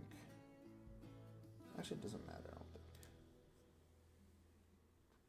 And he's going to play CNC. He doesn't have many damage, like, sources left, at least. So I think I'm okay with just taking the CNC and then trenching away an endless arrow. It's going to suck, but, I mean... We can respond with Codex here with endless arrow. So we're going to play Codex, load... Get the resource, and we're going to go get that touch. Did I not... Did he banish it? He banished it. Okay. Never mind. Never mind the death touch, guys. We're going to do infecting shot. Actually, we're going to do heat seeker. That sounds crazy good. That's a lot of value. I think... Yeah, Nathan, like I said, you can't be telling people Rippy is A, man. Then people are going to start teching for us. The set already has reprint CSC in it, man. We can't give away all of the trade secrets right now. This is probably one of the worst times. Ouija says Rippy. What's up, Ouija? I know Ouija is a big Riptide enjoyer. Let's see, what are they blocking with? Mark of the Black Widow and Double Trouble. Blocking 6. So they're contemplating blocking 6 or 4 or 3. If they block 6, they deny me an arsenal or an extra arsenal. Sure. Boulder Trap is good. 0. Path will traveled. Sure. And then we will take our inertia trap away. Unlucky. Alright, hopefully his turn ends. Cool. So here's a pretty good battering bolt here. It's gonna be battering bolt for 10. And if he just has chi, it's gonna hurt a lot.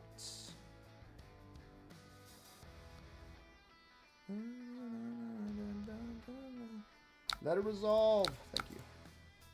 People have been trying Burdens of the Past in my games against me. I think it's hilarious. It is a pretty funny card. All-Chi hand. Yeah, he probably has a D-React. He's gonna... The D-React's so broken! Oh, wow. We basically got all the cards out of his deck. That's pretty good. Or out of his hand. Oh, the infamous, we have nothing to do here.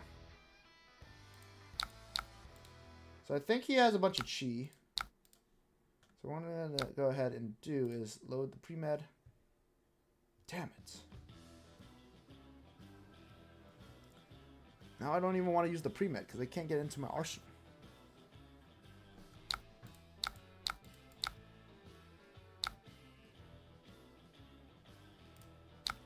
What? He probably wants to mask, right? Sure.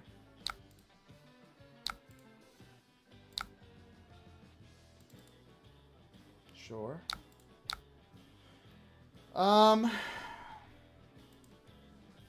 This is the most value.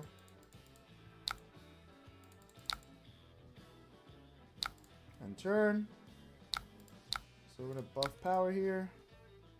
And I'm pretty sure he's running pretty low on blocking cards. So he's coming up on only chi left.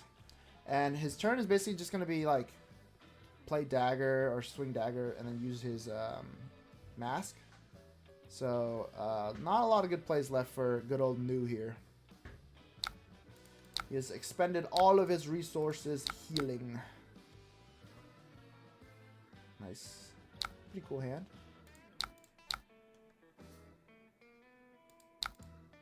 You know, we could meme here. I think the play is to not play these traps out, but I kind of want to play these traps out. Okay, never mind. If he's not going to react, we don't play the trap set. So he should have an all-chi hand. So what we're going to do is we're going to play premeditate. We're going to use this to load a bolt and shots. So this will be for 7 go again, 8 go again. And then we'll play Codex, reload here, and then we'll be able to shoot him twice. And it should be game because I think he has 3 chi in hand. I think it's just game right now because you can't. You should give the mask. Good game. Well played. What do you have in arsenal? Take up the mantle. Cool, cool. GG's, my man. Yeah, that was that's I sense a spike pit kill. Yeah, I mean it wasn't gonna be a spike pit kill because I mean if he reacted there, it would be a chi. I would pendulum and then use the spike pit, and that would be I think 1, 2. Pendulum would trigger. He would take 1. He would take 1 off spike pit, and then there would be 3 chi in his graveyard, so he would take 3. So it would be exact lethal, I think, because of 1 damage from pendulum, milling 2 inner chi, the 1 damage from spike pit triggering, and then since there's 3 chi after the milling from spike pit, it deals 1, 1 plus 3, which is 5. So I think it would have been a kill if he reacted. Pretty funny.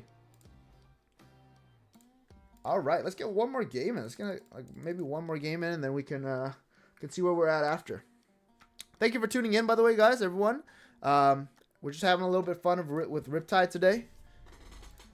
It's like I said, it's freaking cold out here in California, and you know we're just trying our best to play some cool Riptide games, kind of educate the masses on how good Riptide is. I think they're definitely very good, like Nathan said in the chat. But there are some matchups like this one that could be a little bit scary, like Vincent. Unfortunately, we don't get the Vincent game there. But yeah, I think Riptide's in a good spot. Obviously, if any of the new heroes are good, I mean, they are good into all 3 classes. They're good into warrior, they're good into ninja, and especially good into assassin. So if Riptide sees, or if the new hunted heroes get any sort of play or popularity, it is just insane. It's going to be insane what they could do. I think we already played against Marionette, so let's try Slippy. Let's try Slip through the cracks. Watching Riptide absolutely stomp New will never not be satisfying. Yeah, it's kind of funny because New does that to everyone else most of the time. So it's funny to watch like Riptide kind of tear apart New sometimes. He lets me go first, which is cool. It's probably going to be an aggro variant then if he lets me go first. Because he wants to get the first turn of tempo.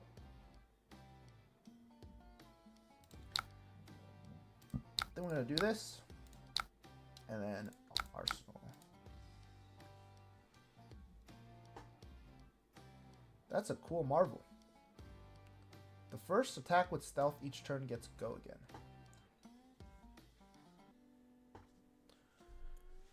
That's pretty good. I don't have any go again traps here, unfortunately. So this is going to be 3 go again.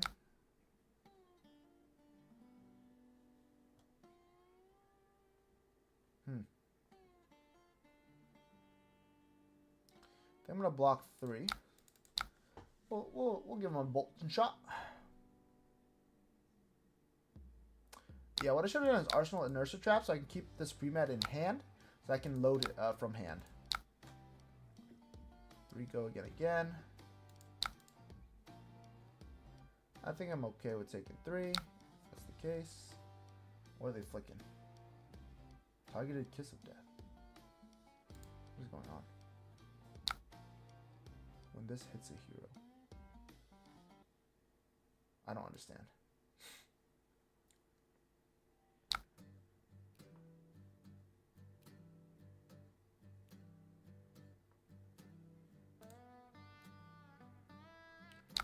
They just flick Kiss of Death?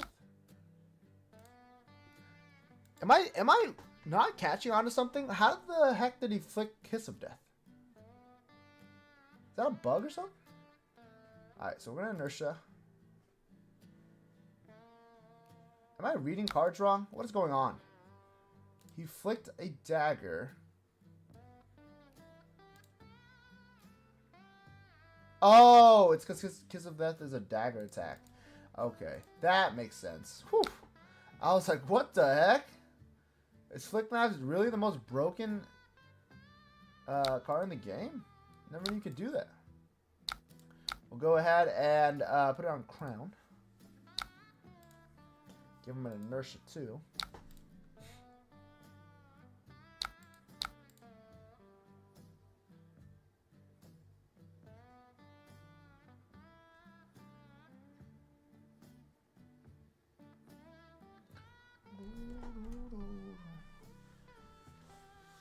Inertia. It will swing with the last one. I'm just gonna block so I don't get marked. Goodbye, take it up the mantle. It was nice knowing you. So he did gain 1 there. To what did he do with the gain 1? To Razor, okay. That makes sense. Tiger Deck. I didn't even notice that part of Kiss of Death. That's pretty insane. Kudos to me for, you know, reading my reading comprehension there. Laced with Blood Rot's a good arsenal. Bonds of Agony. Oof. That is always a good one. How often can he give this +3?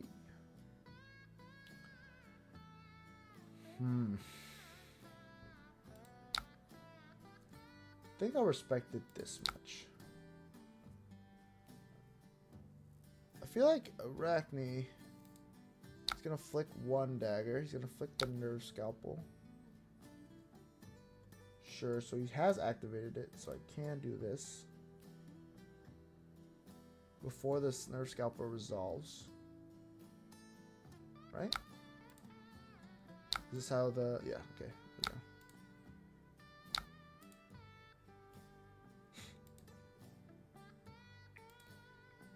Cool, cool, cool, cool. So he does end up pushing it over. The question is, do I think it matters? If he takes... He can take a lot of Bolden shots at my deck, or he can take all my Endless Arrows. I don't think either really matters at this point. I mean, I think he might take my...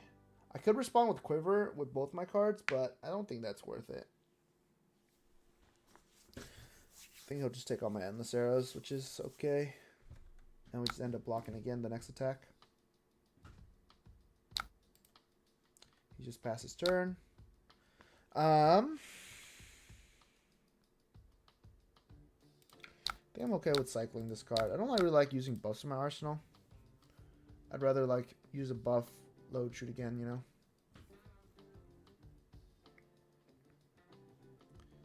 Hunter's Glaive.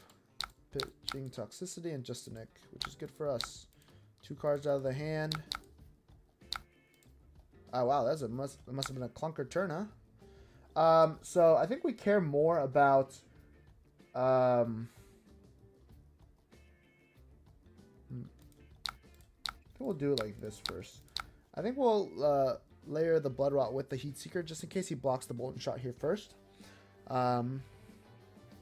If he has any D-Reacts from hand, it might be awkward, so you might want to block as such. May have a D-React in Arsenal. Okay, so he definitely doesn't have a D-React. Because of... Okay, maybe he does have a D-React, but he doesn't know about Dreadbore second paragraph. So, whenever you're playing Riptide and Talshar and you're playing Dreadbore, there's always this awkward pause of, like, move to reactions. They, like, sit there for a little bit. That's because they're clicking on their defense reaction, wondering why it's not working. It's because of Dreadbore second paragraph. So Dreadbore says, arrows you control have defense reactions can be played from hand this chain link. So, yeah. So he sinks a normal card from hand. And then, there you go. Okay, so that's good. So he still has a D-React in his hand. still have a D-React in their hand, so this is still a really good Heat Seeker here. They can't use the D-React in hand, so they have to give all 3 of the other cards that they block 3 here to block both Blood Rot and Heat Seeker. If they don't block, I get an extra card and a Blood Rot, so that's pretty good. Just block 2. Unfortunate. So we're going to get a bunch of on-hit effects. We get Searing Shot, which is obviously amazing. Mark of the Black Widow. This one is, if it hits a marked hero, banish a card in their arsenal. That's pretty good. We'll give you our Long Draw Half Glove. Tarantula Toxin. Yoinks. So pretty good here. They're going to banish my Searing Shots. Nice.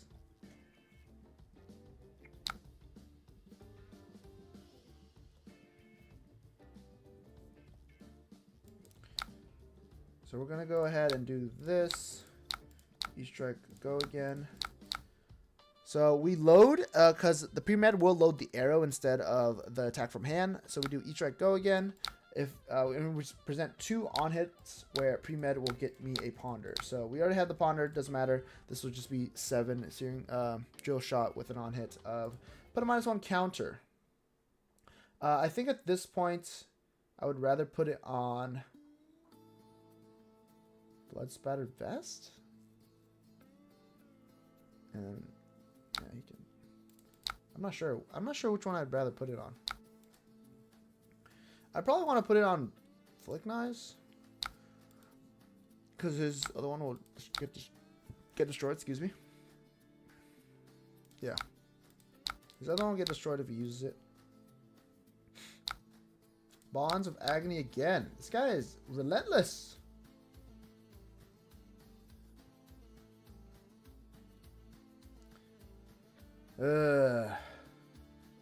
Amazing. Absolutely amazing. We'll block with the Bolton Shot. This time he doesn't have so many reactions. Never mind, he does. He does. So he flicks his last dagger. So this goes up to 10. This is Bonds of Agony. So what we'll do is we'll actually Inertia Trap to get the inertia off. And then we'll Trench. And then in response we'll Quiver. So that we don't lose our entire hand.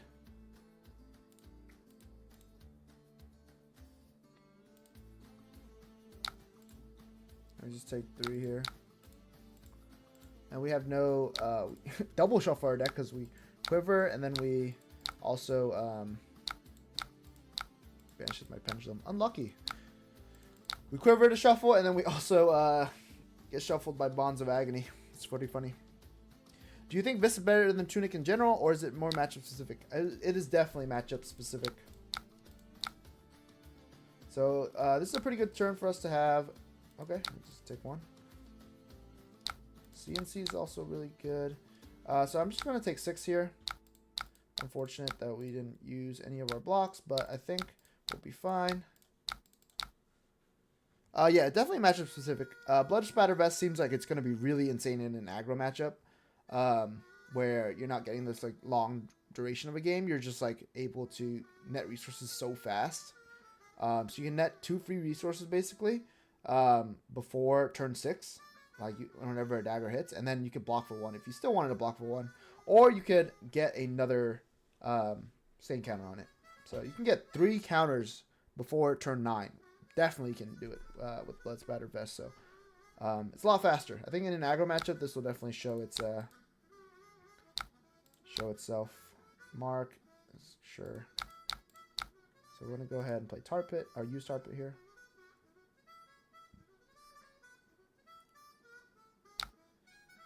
This is good for us. He's probably gonna retrieve. Yeah. So he has Art of Desire.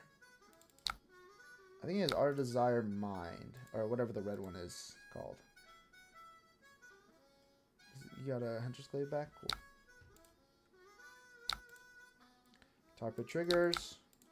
Then he plays Art of Desire Mind. We'll go ahead and just block with Boulder Trap. Art of Desire Body, that's what it's called, sorry. This one has Go again. Not sure why I had go again, to be honest with you. Oh, it's because the first attack he played wasn't a stealth attack. This would be for 6. Can he block 6? They're running out of cards fast.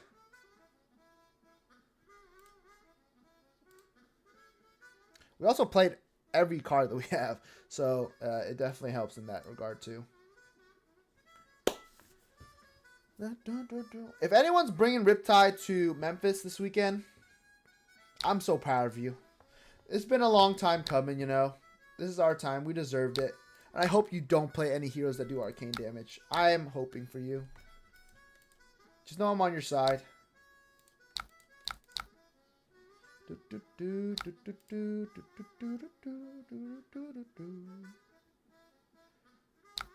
Alright.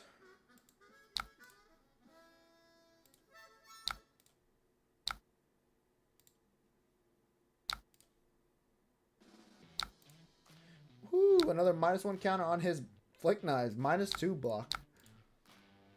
Flick Knives currently blocking for -1 is pretty funny. I don't feel like we need to give up Perch Grapplers.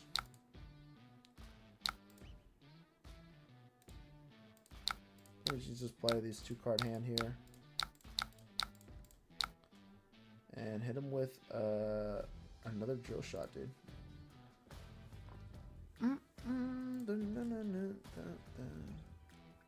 This Arachne is actually very interesting. It's kind of like a go wide. It's like a Phi deck with on hits, which is pretty cool.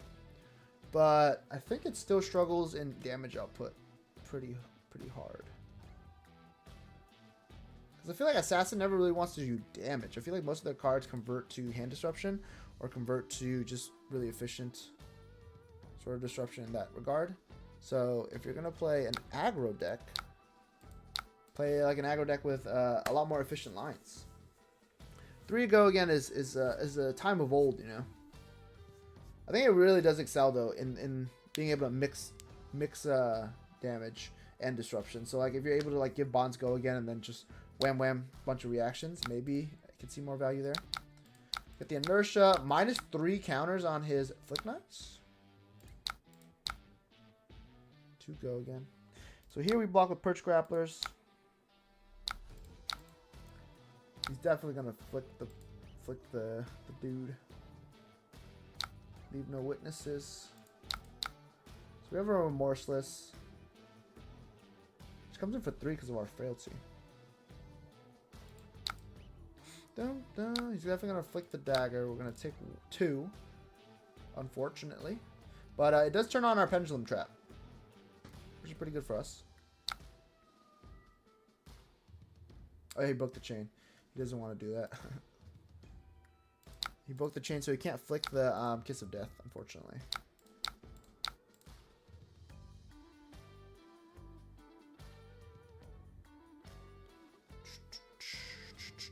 I kind of like Flick because it asks them to get rid of a weapon. Sometimes it's a mistake, but they don't know yet. That makes sense.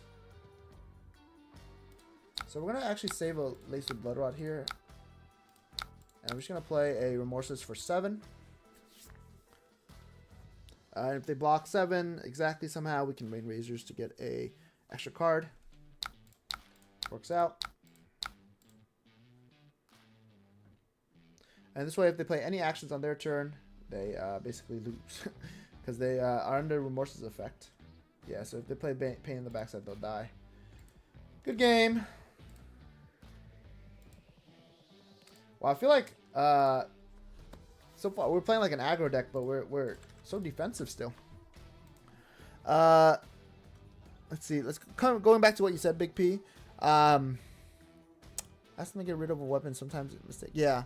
Sometimes if you're playing Assassin, you flick too early, then you lose a weapon for the rest of the game. So, or for a duration of the game.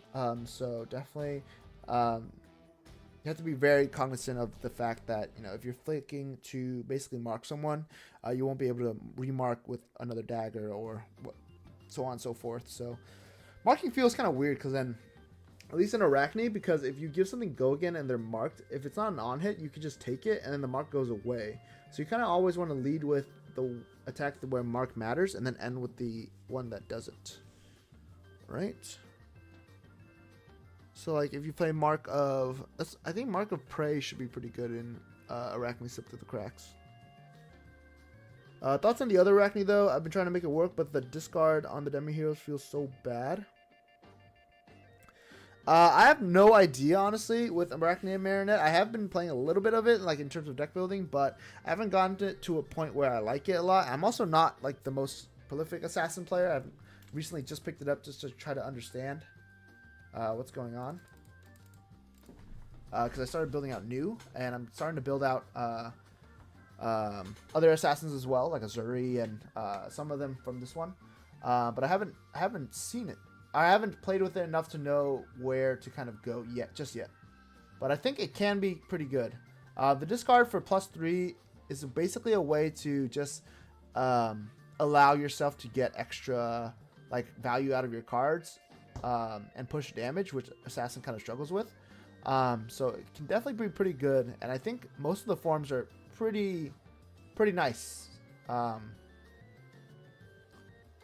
Yeah, I think most of the forms are pretty nice because most of them are just +3 innately, and then there is, I guess, if you get the Graphene one, it's not always great because then you might not have a dagger to replace, but you can always flick too. So I think that the theory behind the hero is there.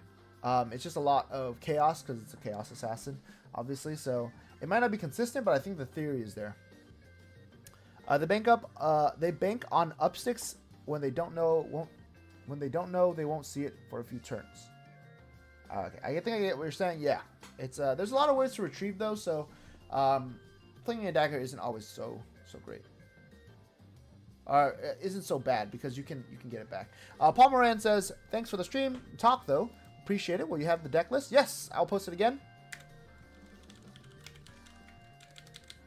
It is a completely free deck list. It is a free public deck list. This is basically on my community list that I change over time. I don't really make versions or anything, unfortunately, which would probably be pretty good because people can kind of track the progress and like see which versions they like. But I just change it whenever I feel like it. So feel free to copy it and just make it your own. I may be deck building wrong then. I mean, it's a very complicated hero uni, so I wouldn't blame you. But yeah, feel free to do what you shall with that deck list. I've been playing it for a long time, and it's been changing so much. So it's far from its old versions with like Promise of Plenty and stuff. I miss that card so much. But I would play that just to get some points into Dromai. All right, let's see if we can find one more game. Maybe I want to play one more game. Oh my gosh, we haven't played a Draconic player here today, so let's play against Fang to end it. So against Fang, I think I'm okay going first anyway, just because I get to, if I get an arrow, I get to load for a 6-card hand. There's not really any on hits from Fang, so I feel comfortable going to use Snapdragons, and most of these are good against Fang. Maybe not Tar Pit, but we'll just tank up. Too many weapons equipped. Whoops. Yeah, Unicorn, I don't think you're deck building wrong. I think it's just a very complicated hero. Maybe just a little bit more fine-tuning, you'll probably get there. Alright, so we got ourselves a pretty good hand. I'm okay with...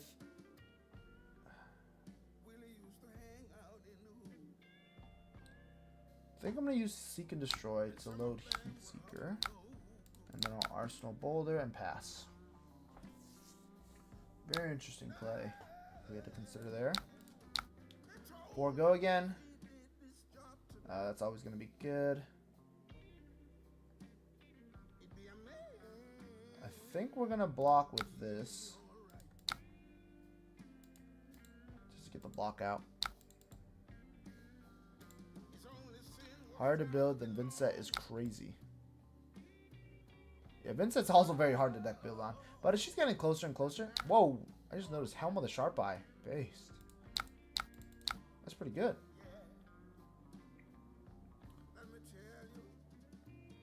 So what does he choose? He chose Buff, Power, and Mark.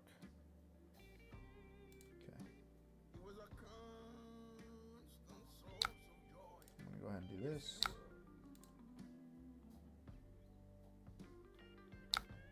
I'm gonna put it on his. Doesn't matter either of these two, I think. We'll go ahead and play Spike Pit too. Screw it. Prevents the mark.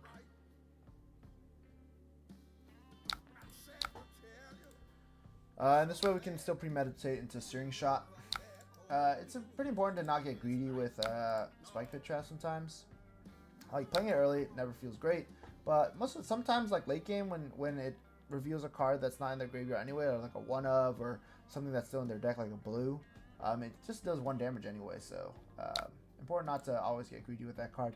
Obviously, everyone wants to get maximum value and hit like the 9 of in their deck, and they take 9. But for more often than not, you're just settling for that 1 damage you get, that 1 extra damage you get.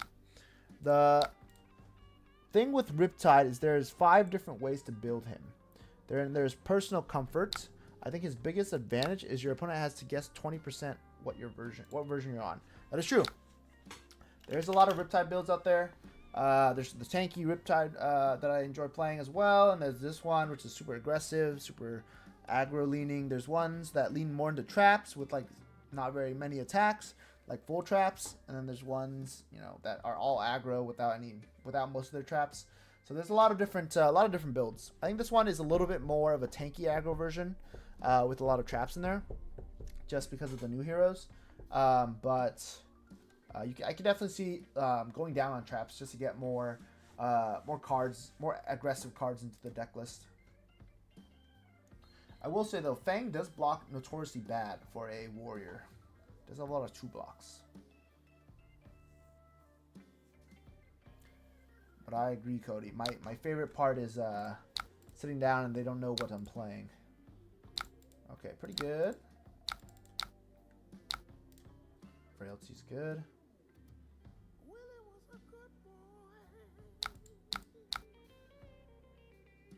So we're going to go ahead and just play the Frailty trap if he gives this go again. He does not, so we'll go ahead and just, okay. He decides, hey, maybe I want to take it back. Sure. Okay. We'll play the Frailty trap now.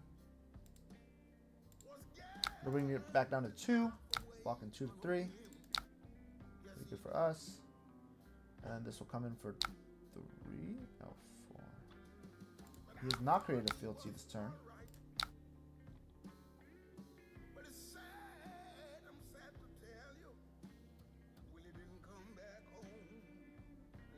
I think it's going to block 6.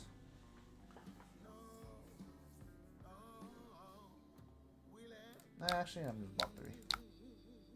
This hero is really a specialist playground. I love him, but my locals call it, yeah, that word. That is a special word for it, yeah. I think Riptide's super fun. I think his playstyle can definitely be very aggravating to play against, especially if you're a hero that he's good against. Go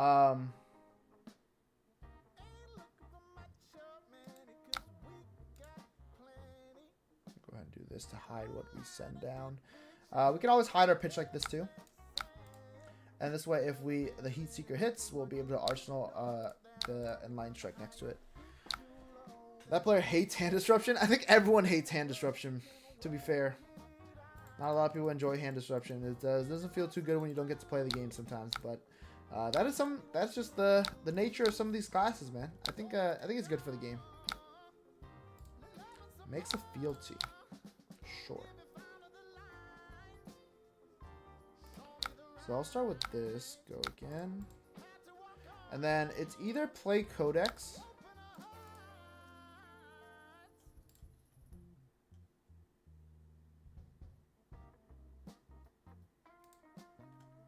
I could play this.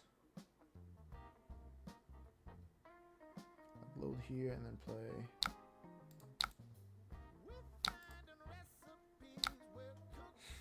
I could play Codex here. I think it's fine to play Codex. Remorseless doesn't do too much against Fang because he has so many reactions. So you don't really get the whole value out of it. So I think I'm just going to go ahead and do this. And get another Heat Seeker. And this way we can set up another 6-card hand if he doesn't block this Heat Seeker. He doesn't block, so we get to get 2 extra cards this turn from Heat Seeker and Ponder, which is insane. And that's a pretty good hand.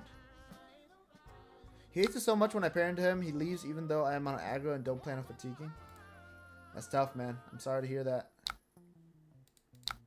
Does this have go again, right? How does this... Oh, he probably has like a D-React or something. Block this one.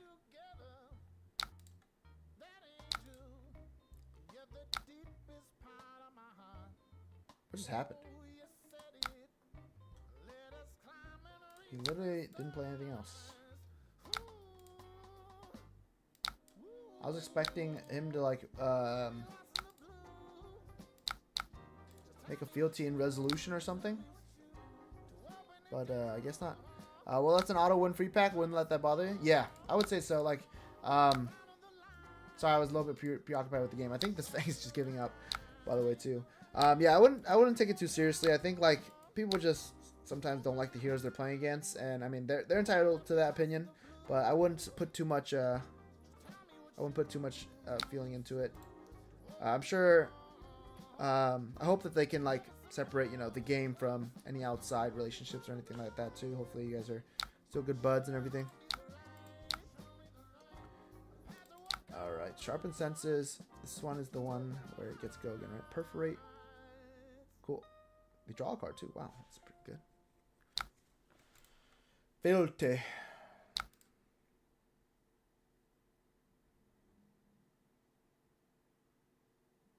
Sure. Helmet of Sharp Eye. If it's a reaction.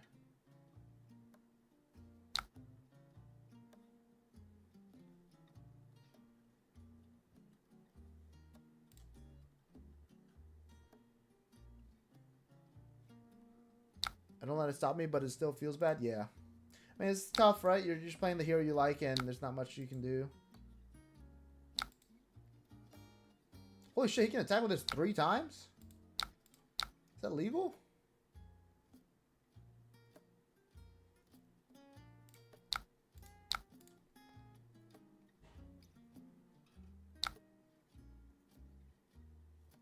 What the hell's going on? Holy. This guy's popping off. This is like a mini Fi combo turn. Or a Fang combo turn. That's pretty sick. I think this is the last time he can attack, though. I think. Yeah, the frailty here would have been insane. It would have been like 3 value already. Oh, wait. I need to reload. Sorry. Unless this is a CNC, then I'm fucked. But it's okay. We never play around the CNC.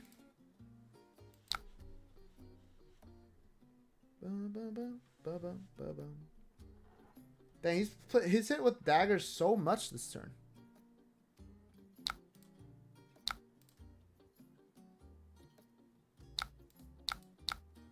This hurts. This actually hurts.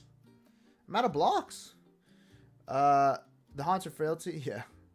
Austin Kim. Yo, what's up, Austin? How's it going, man? It's not CNC, but it is pretty good still.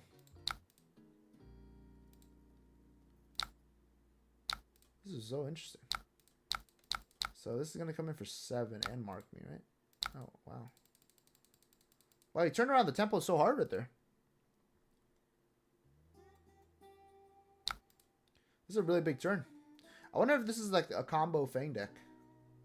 I think it might be. It has stuff like Flurry Stance, so I feel like it is. Breaking the chain. I don't think he should have broke the chain. You may play at this combat chain, yeah. I don't think you should have broken the chain, man. Because now you can't play Scar Tissue. That's unfortunate. That was freaking sick, though. That was a lot of damage. We're going to go ahead and feint just a 4. And then if he doesn't block, if he blocks 1, go ahead and kill him. Okay, that's pretty good. Go ahead and do the rain razors. Go ahead and put the -1 counter on the good old grains of the blood spill. So he has no more blocking equipment. You going to Memphis or Portland? Unfortunately, I am not. I wish I could be going to... block this one. I wish I could be going to Memphis this weekend, but I have Lunar New Year, so I can't make it. Lunar New Year obligations with the fam.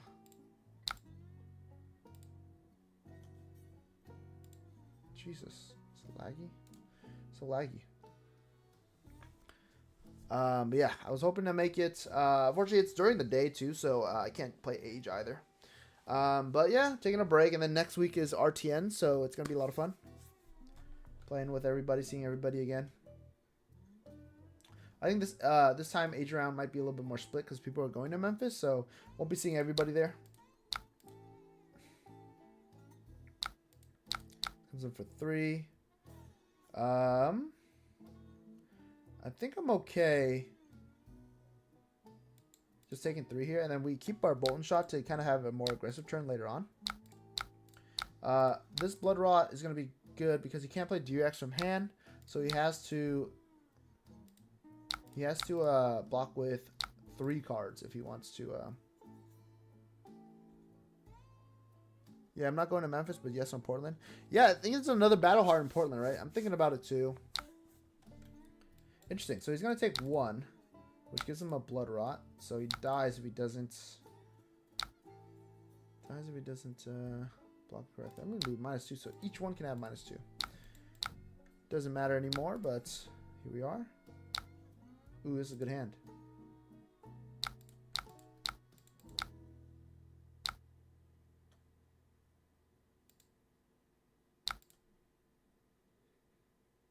Sure.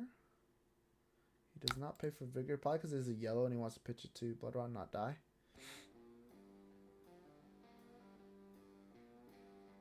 You have resources, but no cards to pitch. Oh, because he has a red. Good game. Cool.